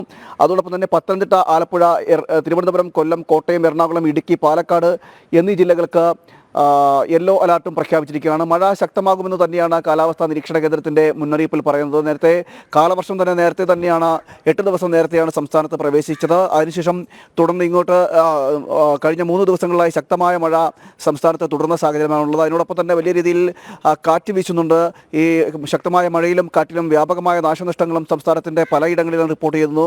അതോടൊപ്പം തന്നെ തലസ്ഥാന നഗരിയിലും തലസ്ഥാനത്തിന്റെ നഗരപ്രദേശങ്ങളിലും അതോടൊപ്പം തന്നെ മലയോര മേഖലകളിലും തീരദേശ മേഖലകളിലടക്കം ഇത്തരത്തിൽ നാശനഷ്ടങ്ങൾ റിപ്പോർട്ട് ചെയ്യുന്ന സാഹചര്യമുണ്ട്. കടലാക്രമണം ഉണ്ടാകുന്ന സാഹചര്യമുണ്ട്. അതോടൊപ്പം തന്നെ ശക്തമായ കാറ്റിൽ മരങ്ങൾ ഒടിഞ്ഞു വീണ് നാശനഷ്ടമുണ്ടാകുന്നു. റോഡിലേക്ക് മറിഞ്ഞു വീഴുകയും ഗതാഗത തടസ്സമുണ്ടാക്കുകയും ചെയ്ത സാഹചര്യമെല്ലാം ഉണ്ടായിരുന്നു. ഇന്ന് തിരുവനന്തപുരത്ത് കിഴക്കൻ മേഖലയിൽ നെടുമങ്ങാടിന് സമീപത്ത് ചുള്ളിമാനൂർ എന്ന് പറയുന്ന സ്ഥലത്ത് ഒരു വീടിന് മുകളിൽ വീടിൻ്റെ തകര ഷീറ്റ് ഇളകി തെറിച്ചുപോയി ശക്തമായ കാറ്റിൽ. അതോടൊപ്പം തന്നെ മറ്റൊരു വീട്ടിൻ്റെ മുകളിലേക്ക് ഷീറ്റ് പതിക്കുന്നൊരു സാഹചര്യമുണ്ടായി. എന്തായാലും വീട്ടിലുണ്ടായിരുന്ന അമ്മയും കുഞ്ഞുങ്ങളും അത്ഭുതകരമായിട്ടാണ് രക്ഷപ്പെട്ടത്. വീട്ടിലും നാശനഷ്ടങ്ങൾ ഉണ്ടായിട്ടുണ്ട് എന്നും അറിയുന്നു. സമാനമായ രീതിയിൽ തന്നെയാണ് പലയിടങ്ങളിലും ഇത്തരത്തിൽ നാശനഷ്ടങ്ങൾ റിപ്പോർട്ട് ചെയ്യുന്നുണ്ട്. വലിയ രീതിയിലുള്ളൊരു മഴ ആണ് തുടരുന്നത്. സംസ്ഥാനത്തുടനീളം ശക്തമായ രീതിയിൽ തന്നെ മഴ തുടരുന്ന സാഹചര്യമാണ്. വരും മണിക്കൂറുകളിലും തുടർന്നും മഴ ശക്തമാകുമെന്ന് തന്നെയാണ് കാലാവസ്ഥാ നിരീക്ഷണ കേന്ദ്രത്തിന്റെ മുന്നറിയിപ്പിൽ പറയുന്നത്. രോഹിണി. ശരി പ്രശാന്ത്, അതിശക്തമായ മഴ മുന്നറിയിപ്പ് തന്നെയാണ് വരും ദിവസങ്ങളിലുമുള്ളത്. ബംഗാൾ ഉൾക്കടലിൽ ഒരു പുതിയ ന്യൂനമർദ്ദം കൂടി രൂപപ്പെടുന്നുണ്ട്. ഒരുപക്ഷെ ഇനി വരുന്ന ദിവസങ്ങളിൽ അതിശക്തമായ മഴയ്ക്ക് തന്നെയാകും സാധ്യത എന്നുള്ളതാണ്. വിവരങ്ങൾ നൽകുകയായിരുന്നു നമ്മുടെ പ്രതിനിധികൾ. തിരുവനന്തപുരം നെടുമങ്ങാട് കനത്ത മഴയിൽ വീടിന്റെ മേൽക്കൂര ഇളകി വീണു. ചുള്ളിമാനൂർ സ്വദേശി രമ്യയുടെ വീടിന്റെ തകര ഷീറ്റാണ് ഇളകി അടുത്ത വീടിന്റെ ടെറസിൽ പതിച്ചത്. കുട്ടികളുടെ പഠനോപകരണങ്ങളും മറ്റ് ഗൃഹോപകരണങ്ങളും നശിച്ചു. കനത്ത ശബ്ദം കേട്ടതിനെ തുടർന്ന് രമ്യയും മക്കളും ഓടി രക്ഷപ്പെട്ടതിനാൽ വൻ അപകടമാണ് ഒഴിവായത്.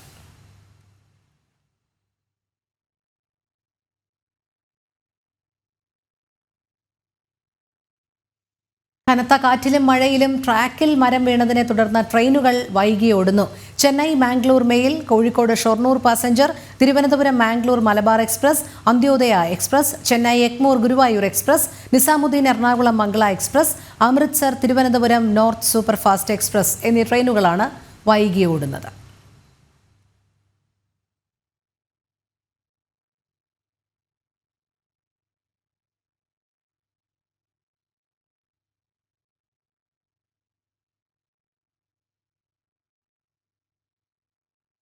മഴ കനത്തതോടെ പ്രതിസന്ധിയിലായി കോഴിക്കോട് ഹാർബറിലെ മത്സ്യത്തൊഴിലാളികളുടെ ജീവിതം. ട്രോളിംഗ് നിരോധനം അവസാനിച്ച് കടലിൽ പോയി തുടങ്ങിയതിന് പിന്നാലെയാണ് മഴ മുന്നറിയിപ്പുകൾ വന്നത്.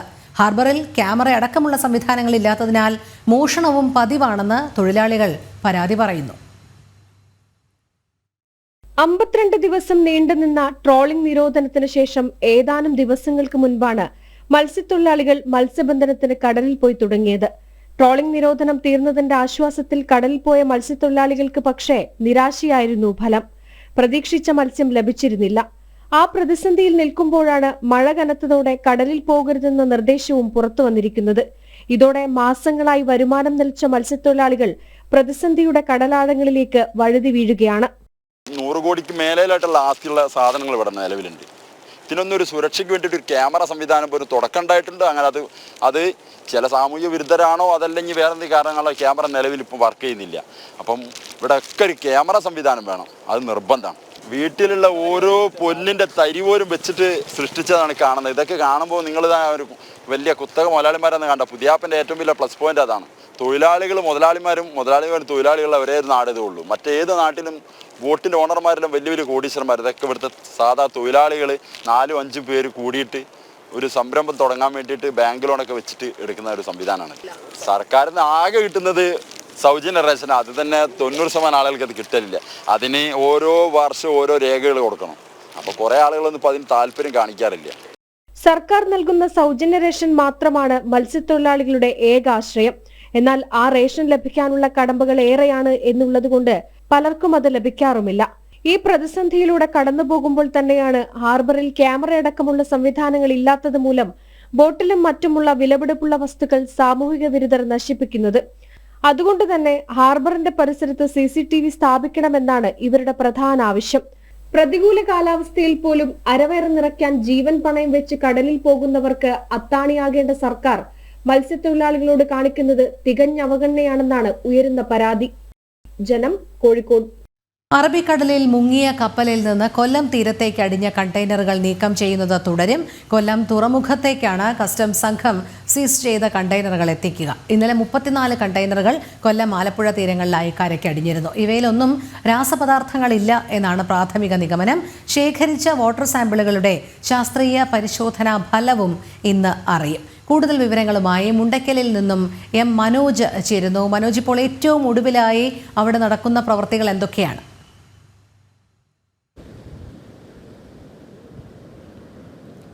രോഹിണി, ഇന്ന് രാവിലെയോടുകൂടി വീണ്ടും ഇത്തരത്തിൽ ഈ കണ്ടെയ്നറുകൾ നീക്കം ചെയ്യുന്ന ഒരു പ്രവർത്തനം തുടരുമെന്നാണ് അറിയിച്ചിട്ടുള്ളത്. എന്തായാലും ഇപ്പോൾ ഞാൻ നിൽക്കുന്നത് മുണ്ടക്കൽ ഭാഗത്താണ്. ഈ ഭാഗത്തും ഈ കണ്ടെയ്നറുകളുടെ ഇങ്ങോട്ട് അടിഞ്ഞിട്ടുണ്ട്. പക്ഷേ ഈ കണ്ടെയ്നർ ഏകദേശവും തകർന്ന ഒരു നിലയിലാണ്. അതിൻ്റെ ഒരു ഭാഗമാണ് ഇങ്ങോട്ടേക്ക് ഇപ്പോൾ കരയ്ക്ക് വന്ന് അടിഞ്ഞിരിക്കുന്നത്.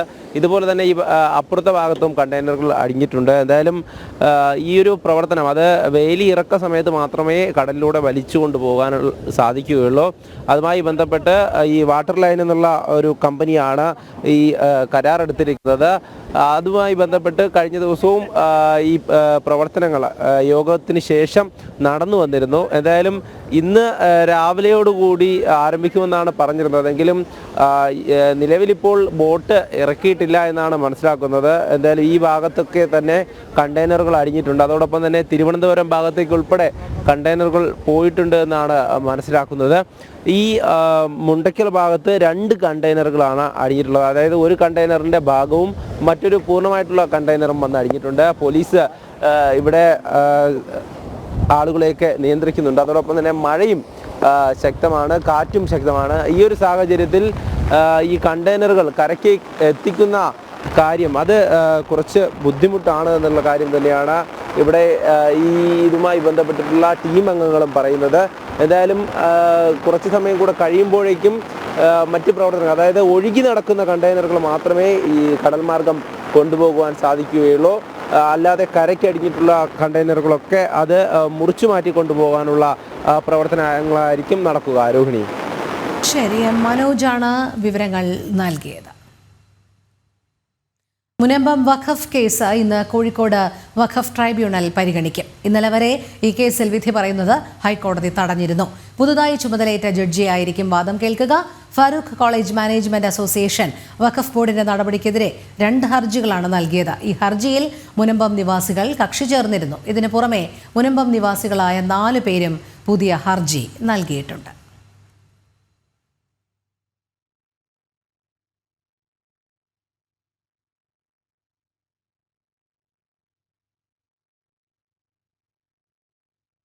പുത്തൻപുലരിയുടെ സമയം ഇവിടെ പൂർണ്ണമാകുകയാണ്. എല്ലാ പ്രേക്ഷകർക്കും ഒരിക്കൽ കൂടി ശുഭദിനം ആശംസിക്കുന്നു. നന്ദി, നമസ്തേ.